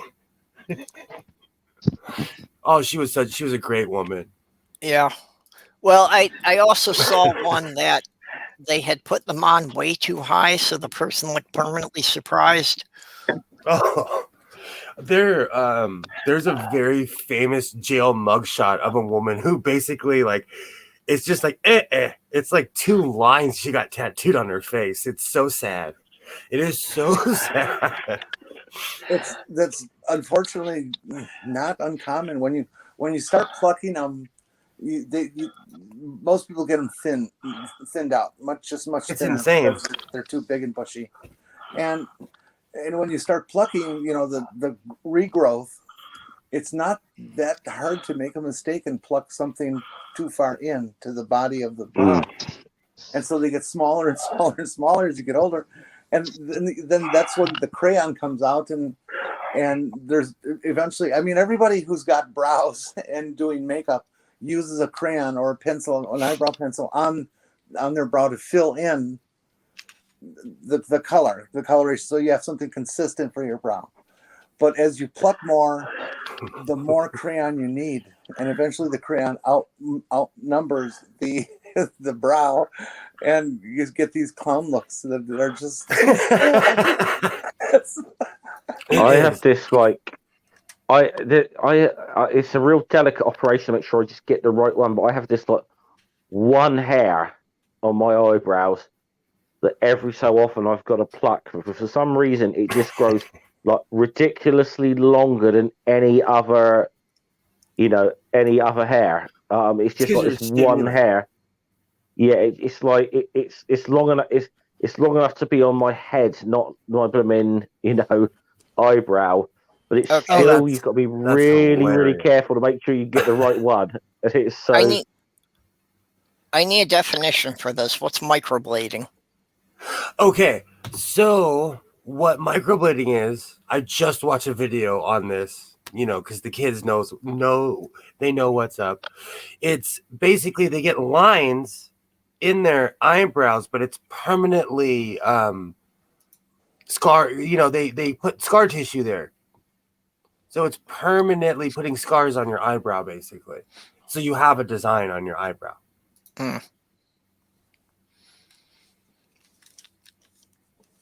Okay, I've heard about the decorative scarring things. I actually experimented with that a little bit with my fiance, but it didn't work on me because I heal too well.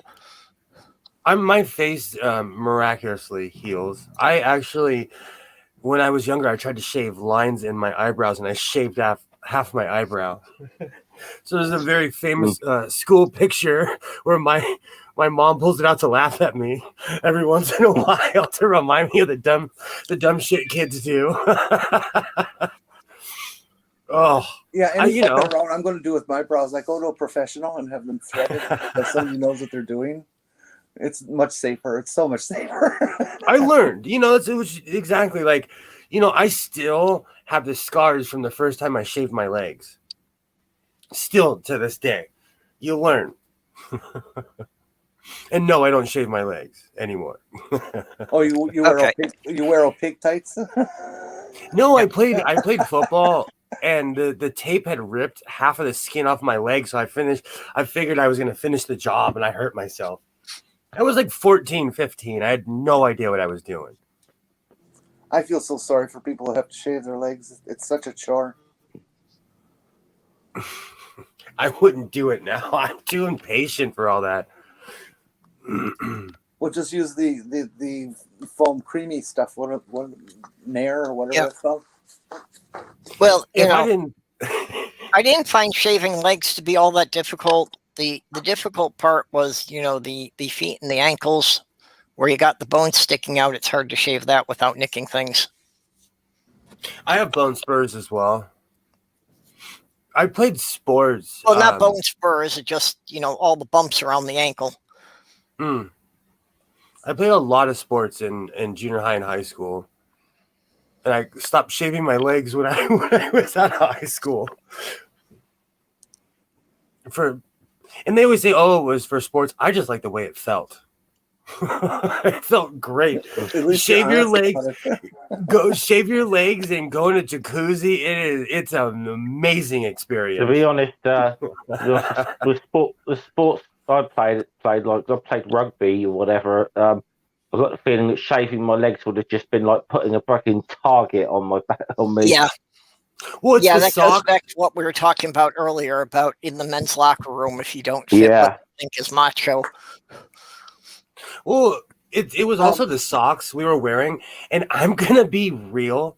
Most people that I played high school football were extremely metrosexual. So I think one person shaved their legs and somebody else did, and they said, "Oh, it's because of the tape." But we all were just kind of super metro. But we were good at football. Yeah, this is it's like that you said about the. I'm trying to remember who the it's an Aussie comedian called Steve Hughes. And he sort of made this joke about like the whole locker room kind of thing. Like he said, most of the kids at his school were wanting to go play rugby league or whatever. He said he took home economics, and they're all like, "You gay, Hughes? You gay?" And he said, "Okay, am I gay?" He says, I'm gonna be indoors making cakes with 30 girls. You fuckwits are gonna be getting naked showering together, and you're asking me if I'm gay. Yeah, it's so true. So true. Will, another part when you shave your legs is the feeling of a skirt going across you, and when the wind blows, that's real nice too. I've never felt that. I like the feeling of just good old denim jeans on shaved legs. Oh yeah. I love that feeling. Yeah, just smooth legs in the denim. It feels wonderful at first. Unfortunately, it's the bit where it starts growing back a couple of days later. Damn right.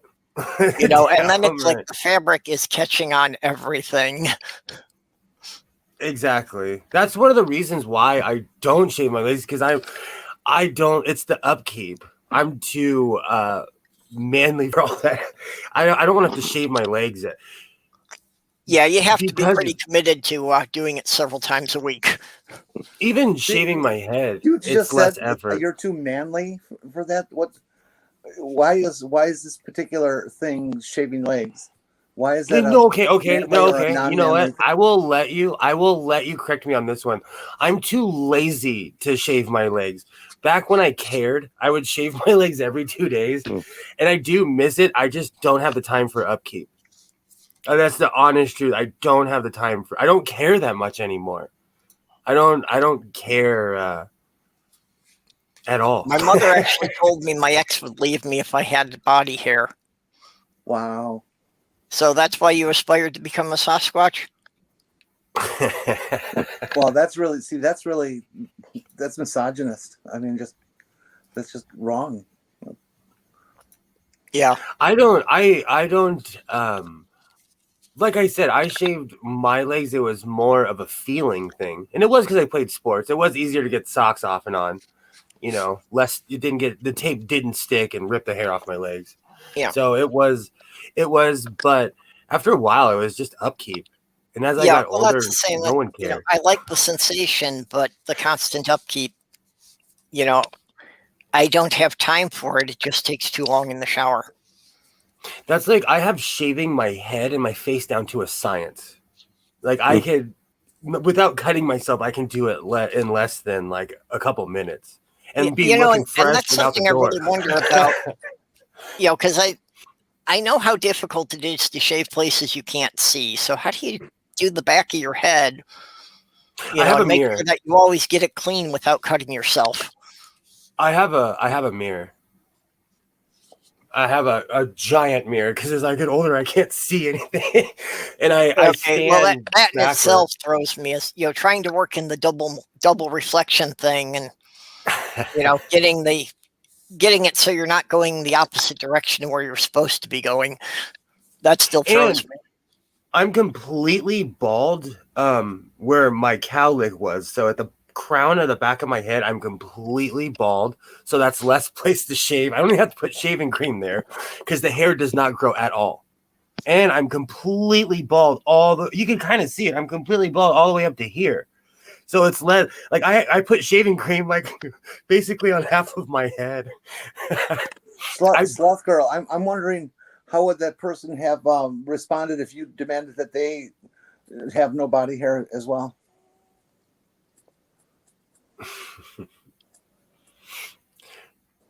So shaving my head is cheating because I look like a 70s soul singer with my hair. So I just shave my head because it's too much Friar Tuck for me. Yeah, it is one thing that I've told guys that you have no right to criticize a woman about how long it takes her to get ready to go out if you have not tried shaving your entire body.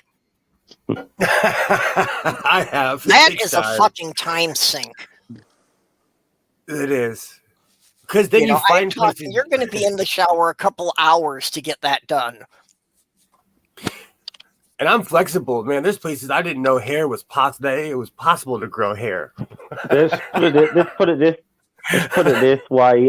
There's a reason why there's hair on my chest. I'm too lazy to do that. Yeah. Jenny's disagreeing. That's what it came down to with me. I got tired. I spent absolutely zero time shaving my body hair, and because I don't have to. I have some people don't have to, but most women just for shaving the legs and that.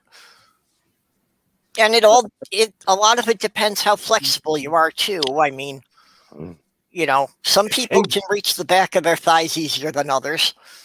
And Kevin Chaos is right too. You could use the back of your hand to feel where the hair is, and just keep shaving until it's all gone, even if you don't have a mirror. But if you're putting shaving cream on it, how do you feel the hair? Or you just basically shave where there's shaving cream. I try. I realize I miss bits on the parts I can't see.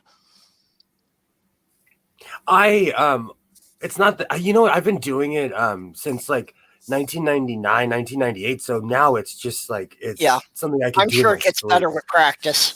Yeah, exactly. And excuse me, my head is so weathered and leathered. I don't even feel, I can feel the sun on it, but I don't feel like the breeze anymore because I've been shaving it for so long. I can see Jenny just thinking of all Thank you for holding back, Jenny, on that one. Thank you so much. I'm serious. I feel sorry for people that have to put so much time into shaving. I shave every other day. Like, and another thing is too, is my hairs are starting to turn white. Yeah, so I Roderick refuse said to show I've my not shaved age. my body, but I've shaved other people. I've done both. I would, honest to God, I would like to see modern science put energy into and figure out how to stop beard growth and how to start to regrow bald heads for those people who want to do that. Well, they've certainly been doing a lot of work on trying to regrow bald heads. That's been an issue for decades. Yeah. Okay, so I recently saw a Rogaine. So it's going to be a Rogaine, genetic thing with your testosterone sensitivity. I don't know if it's those particular cells on the head that are sensitive to testosterone, so they stop growing at some point. Yeah. So the Hair Club for Men is still going on, and I saw the cheesiest commercial for it, and I didn't know if it was Rogaine or Hair Club for Men or both of them, but they're claiming that they could have someone like me grow their hair back. And they had this really weird commercial of this guy who was obviously someone of my persuasion, and his fro was back. I don't believe it. Have you seen that commercial for that product? It's by a company called Capillus, and it's basically a baseball hat with dozens and dozens and dozens of red LEDs. I've seen that dumb shit. I've seen the advertisement for Have you that. checked to see how much that hat costs? No, it's because I feel so. $700. Hey, all you need is like 1,000 suckers, and you can retire. Wow. $700 fucking dollars. Have you seen the woman in the infomercial? Everyone should look it up. I feel so sorry for this woman. She's wearing a freaking hat with Paul Laker. Oh. What does it do? What does it do besides cause you? Well, how would like it make you? Like everything, it stimulates the follicle. What does that mean? I'm stimulating the follicles right now by rubbing my head. That doesn't mean shizer.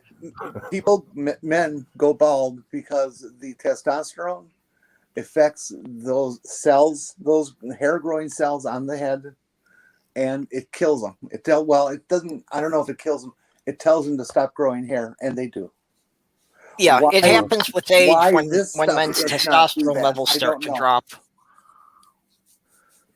But if you take hairs from back here and you transplant them up here, they grow. Yep.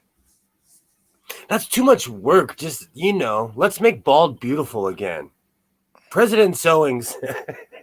Well, Patrick Stewart did a lot for that. Absolutely. Before people found out he was gay. Are you saying I'd be discriminated against under your administration, Will? Not at all. You would be just checking. No, not at all. Not at all.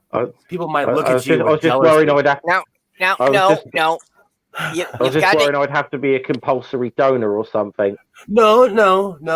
This is just you have to be inclusive, Will. Absolutely. If somebody asks if they're going to be discriminated against, you have to ask them if they want to be. Yeah. Those are more questions you ask in the bedroom, No, I don't discriminate. I'm actually jealous. I miss my fro. I had a giant fro I could do anything to. I miss my hair. And because I'm of mixed ethnicity, I could have curly hair, straight hair, a giant fro. I miss my hair.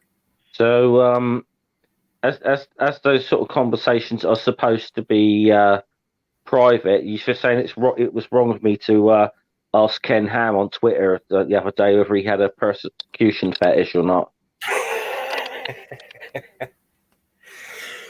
So I just told him, look, we're not kink shaming, Ken, just asking.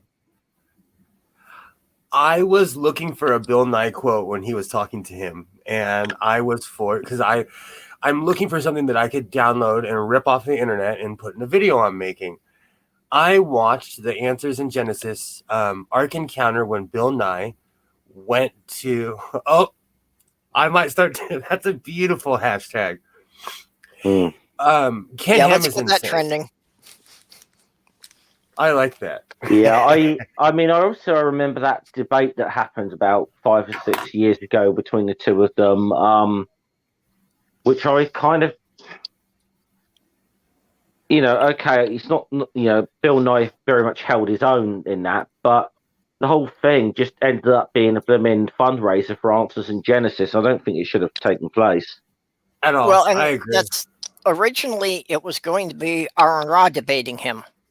And Yes, that was exactly the reason Aaron Ra refused to do it, because he was insisting that it had to be at a neutral site. He didn't want either participant collecting any money for it.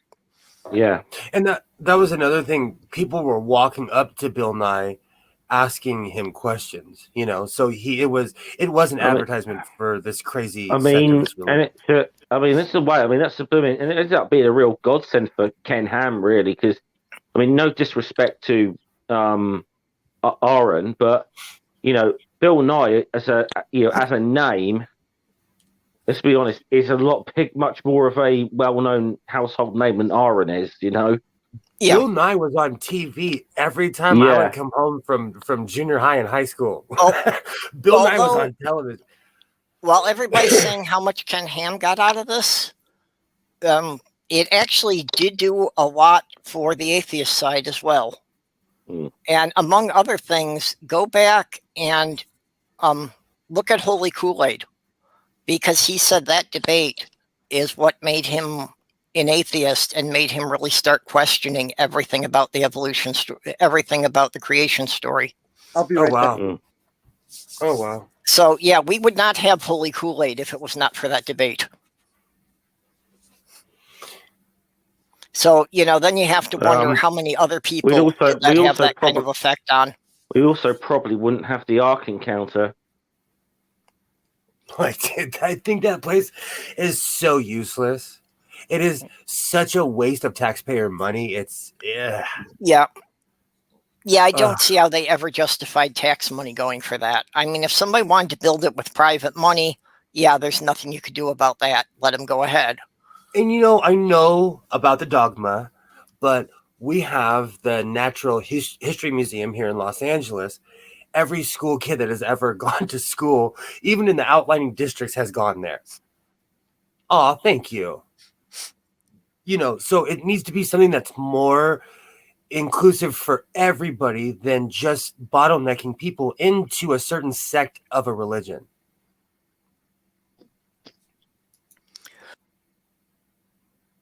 Yeah, and then it's something else I never got was, how they got that interpretation of it.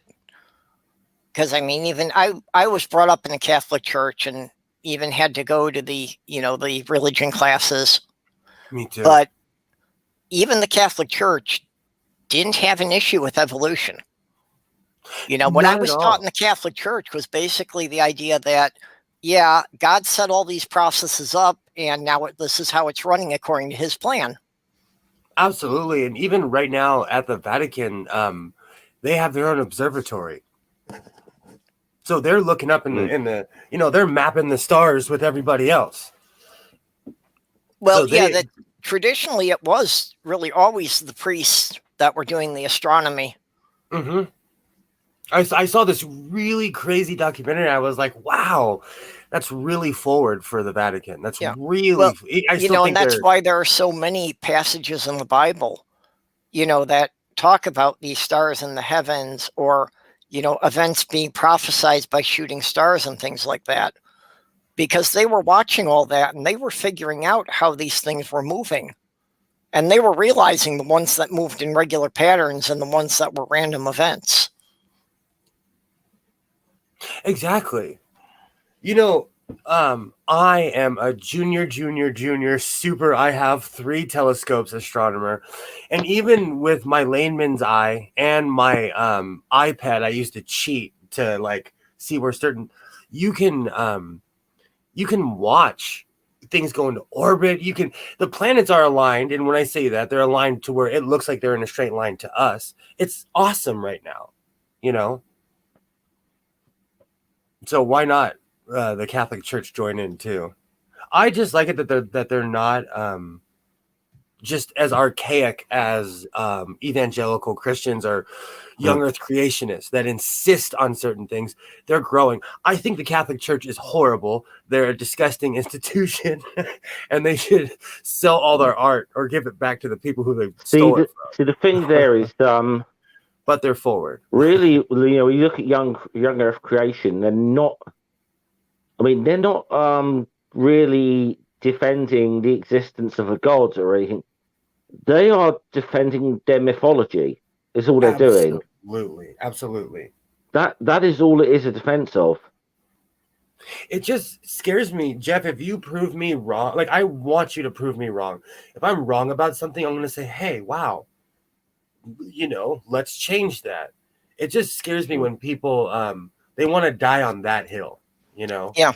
Well, that's what the scientific method is. It's always a competition to prove everyone wrong.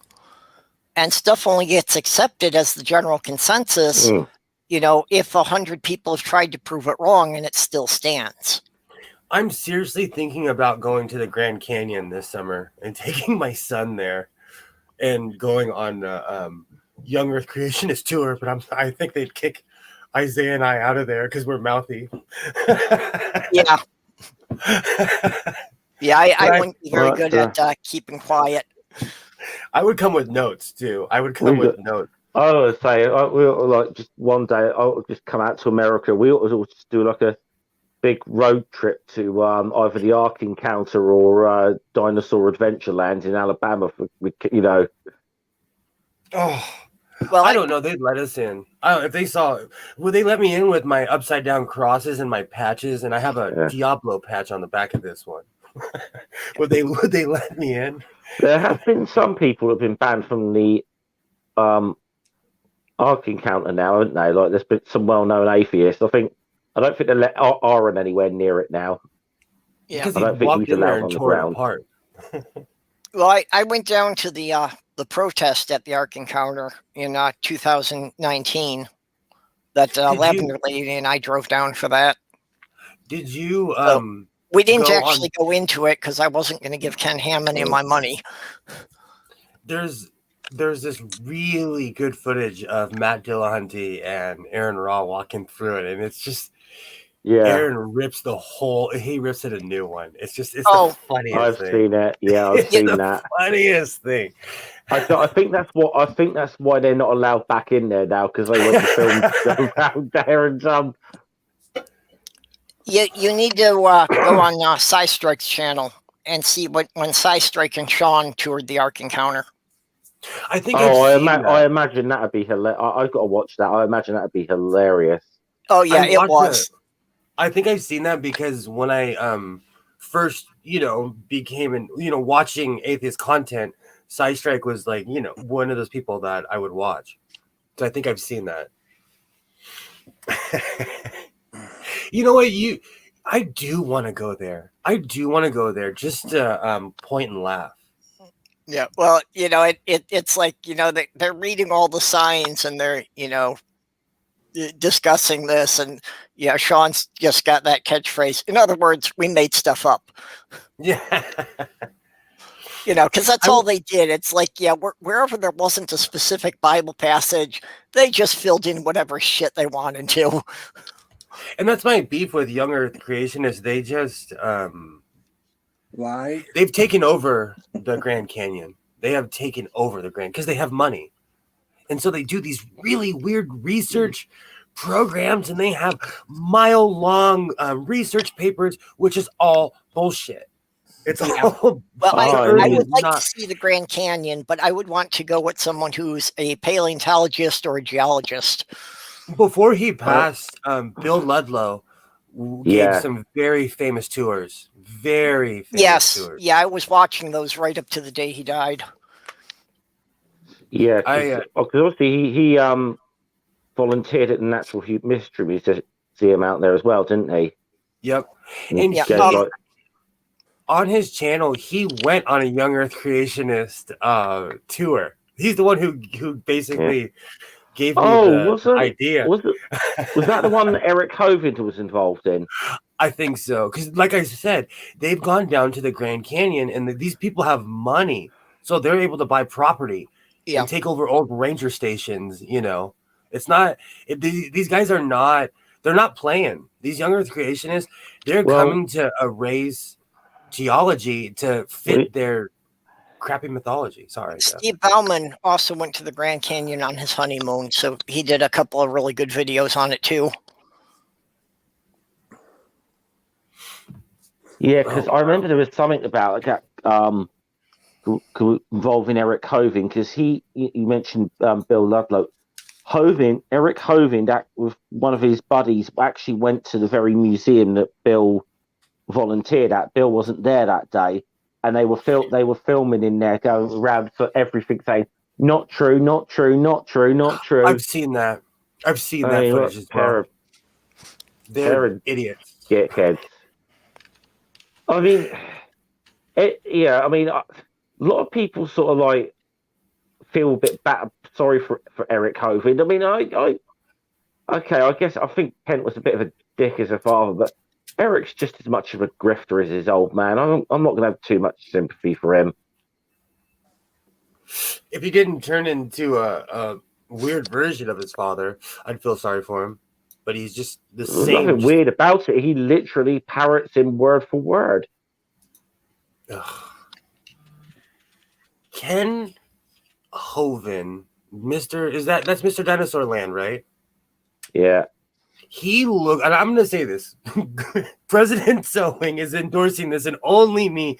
He looks like he should be on a list. He looks. I would not trust that man around my child. I'm just saying. He creeps me out. He on site. I don't know if it's his Scooby Doo like Ken doll haircut. He creeps me out. I have this rule. I mean, now maybe it's being a bit prejudicial, but anyone who owns that amount of Hawaiian shirts is someone that should not be trusted.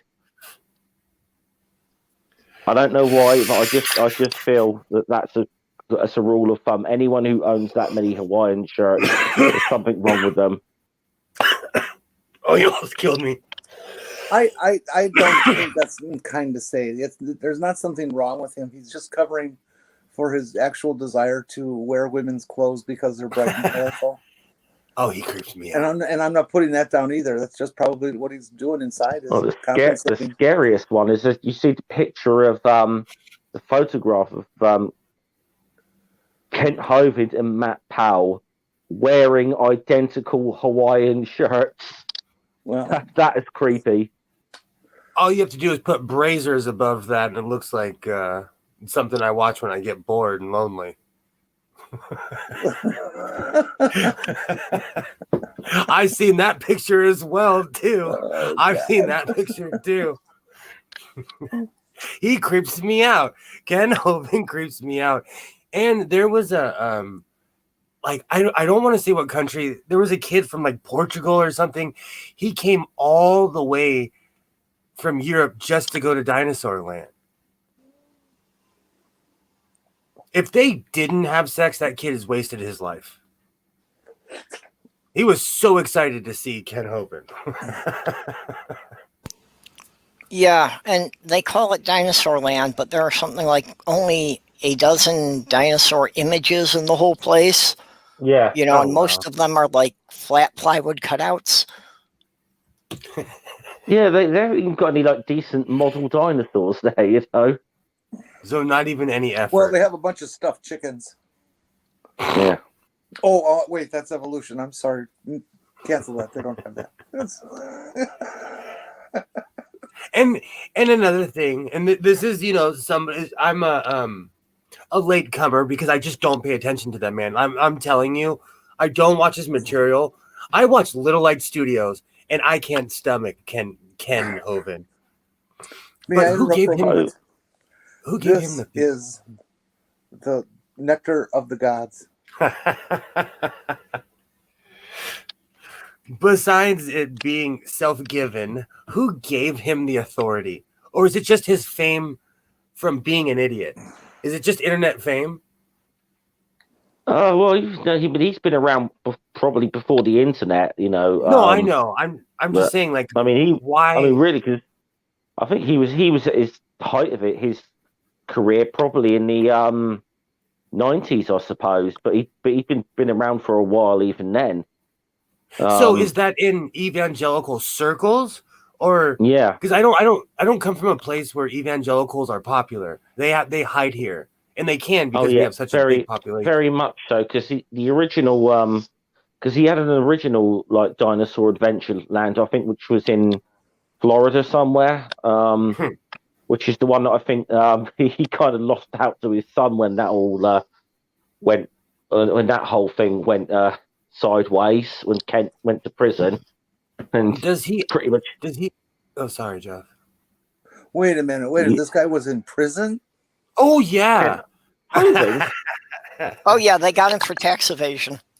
Yeah, because what? You mean he's because of R.N. Raw? I know 56 counts. There's 56 counts of like tax fraud and structuring.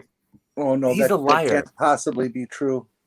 He must have been found innocent later. Oh, he claims time. He claims innocence to this day, although he's his entire argument is like some soft sit rubbish about why he's innocent. Next thing you're going to tell me is that his PhD is from an unaccredited university that nobody's ever heard of, and all they do is hand out religious PhDs. His PhD is in fact published in that highly respected scientific journal that's known as WikiLeaks. You want a I'm PhD? not even joking about that. That is. I have a how many doctoral theses do you know that are only published on WikiLeaks? You know, I'm stealing this from Purple, but if you want a PhD, Jenny, I could print you out one right now. I have a brand new HP printer. hey, no fair. I missed it on the Woo channel. I get to be a diploma mill.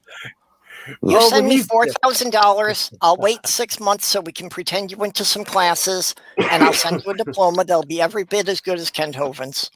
Let's wait a year, and then I can get a double PhD. Where was I? I was on a stream somewhere, and you said that. I read that in the chat, and I just started laughing, and no one knew what I was laughing about because they had moved on, and I had just read, and I'm like, damn right, Purple, that is a great idea. I got the program and everything. Sloth Girl said he got a PhD from Harvard. I'd have to look into that, and I do wonder that a lot of times they give these honorary degrees, which don't actually mean anything. Yeah, but Harvard... Ken Hovind is not going to get honorary anything from Harvard. We have a Harvard here, though.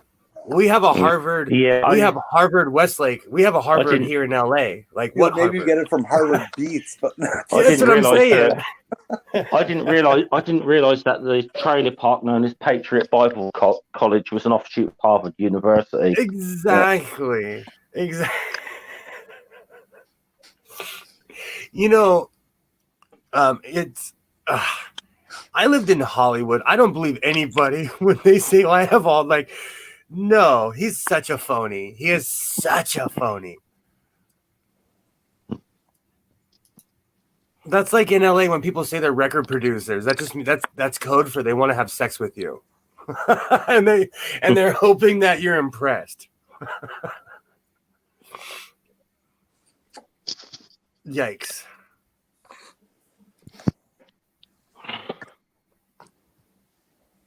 I don't know. He's just Ken Hovind creeps me out. And this whole whacking atheist, that is his sexual fantasy of what he wants to do to them. That's what he wants to do to people is whack an atheist. Yeah, I'm not sure in which way. I'm not going to say it. A lot of these guys are just repressed, and if they came out of that closet, the world would be a better place. Harvard. Harvard? I didn't know Conspiracy Cats had debated him. I'll have to look that up.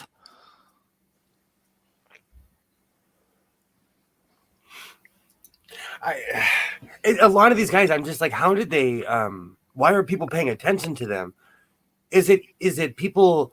Is it Christians who are drinking the Kool-Aid, or is it like atheists trolling these people? No, it's mostly fundamentalist Christians. You know, that he supports the position they already believe in, so.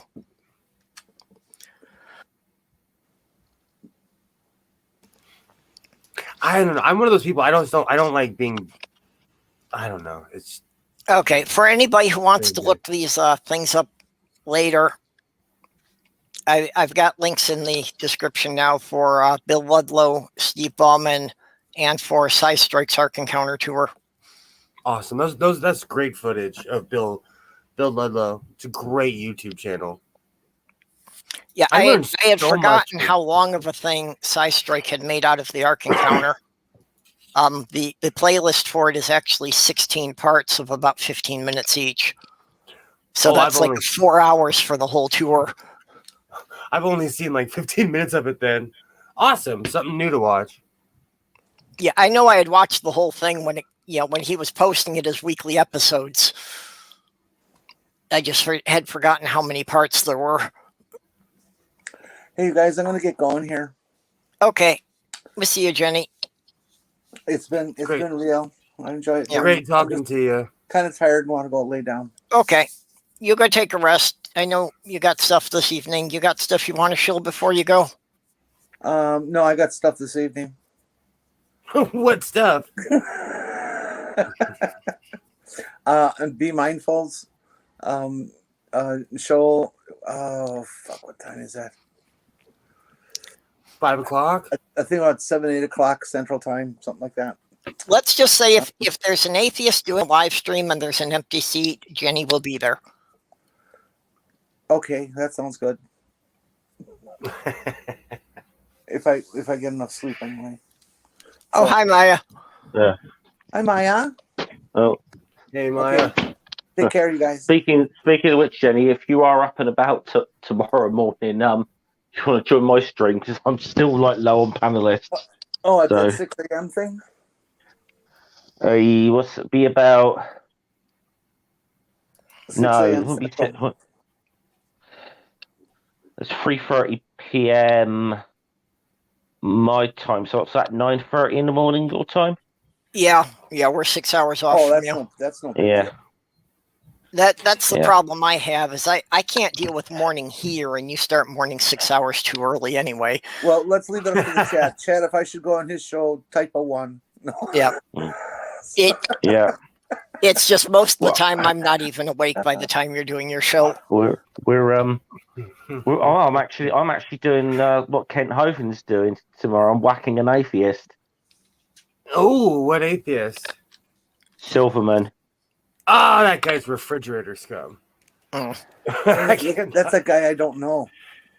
Oh. I know him by his reputation. I have never dealt with him directly.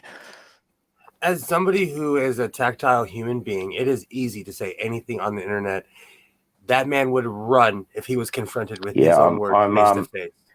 I'm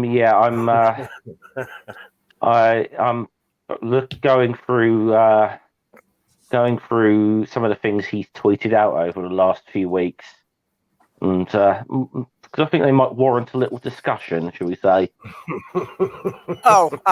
Actually, Jeff, this is something that we're setting our clocks forward this weekend. When do they do it in the UK? It may very well be this weekend or the weekend after. I'm not sure. Well, I know in the fall we didn't do it on the same weekend, and that screwed up the time zones for a while. You had done, we had done it you had done it like a week or two before we did. I got to go to So for that period in between, it's like I had the time zones figured out, and for that period in between, I was off an hour for everything. Let me just check. I'm just checking the date to see if. This year, I understand with the daylight savings time, because of the impact that the retrograde sounds like the retrograde Republican Party had on the world over the last 4 years. They're gonna daylight saving times up 2 hours instead of just one. Okay. it's the 28th of March, so our clocks go forward. Right. So there's going to be 2 weeks in between when we do it and when you do it. That's what I remember happening in the fall. Yeah, the difference goes to 5 hours instead of 6. Yeah. Yeah. It's just I'm going to need to remember to adjust for that for the next 2 weeks then.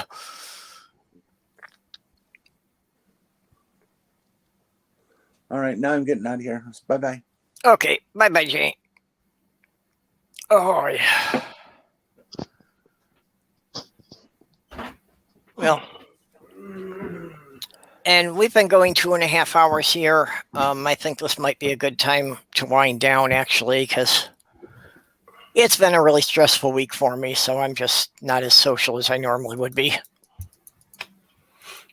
I was stressed out last week. So, yeah, why don't we wrap it up here? Okay. So, Jeff, you got your show tomorrow. You got anything else you want to chill out? Only, like I said, only about the show tomorrow. If I think I've got a couple of people now, so but I've got slots open. If anyone does want to join, let me know, because I don't want to have to postpone it again like I had to last week. So, if I was up and could speak legibly at that time. Yeah, well, I would definitely come in if I was awake, but the only time I'm likely to be awake at 9:30 in the morning is if I haven't gotten to bed yet. Yeah. As for Sunday, I've got the Asterisk stream that I do on my channel with Noodle, and I'll probably be on One Ring 42's channel directly after that. So that's pretty much what I've got coming up.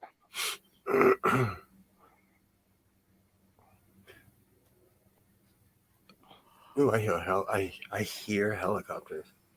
Oh, actually, I remember one other thing as well. Sorry, I just remembered one other thing. I believe next Tuesday I'm on Sarcastic Barman's show. So. Oh, okay. Awesome. I just remembered I'm down for that. That's cool. Okay, Will. I am Godless Sewing of the Godless Sewing channel. Everybody should go subscribe to the Godless Sewing channel. I am Godless Sewing. And every Thursday, Jen and I do, Jen from Jen's Little Corner, we do the What the Fuck stream.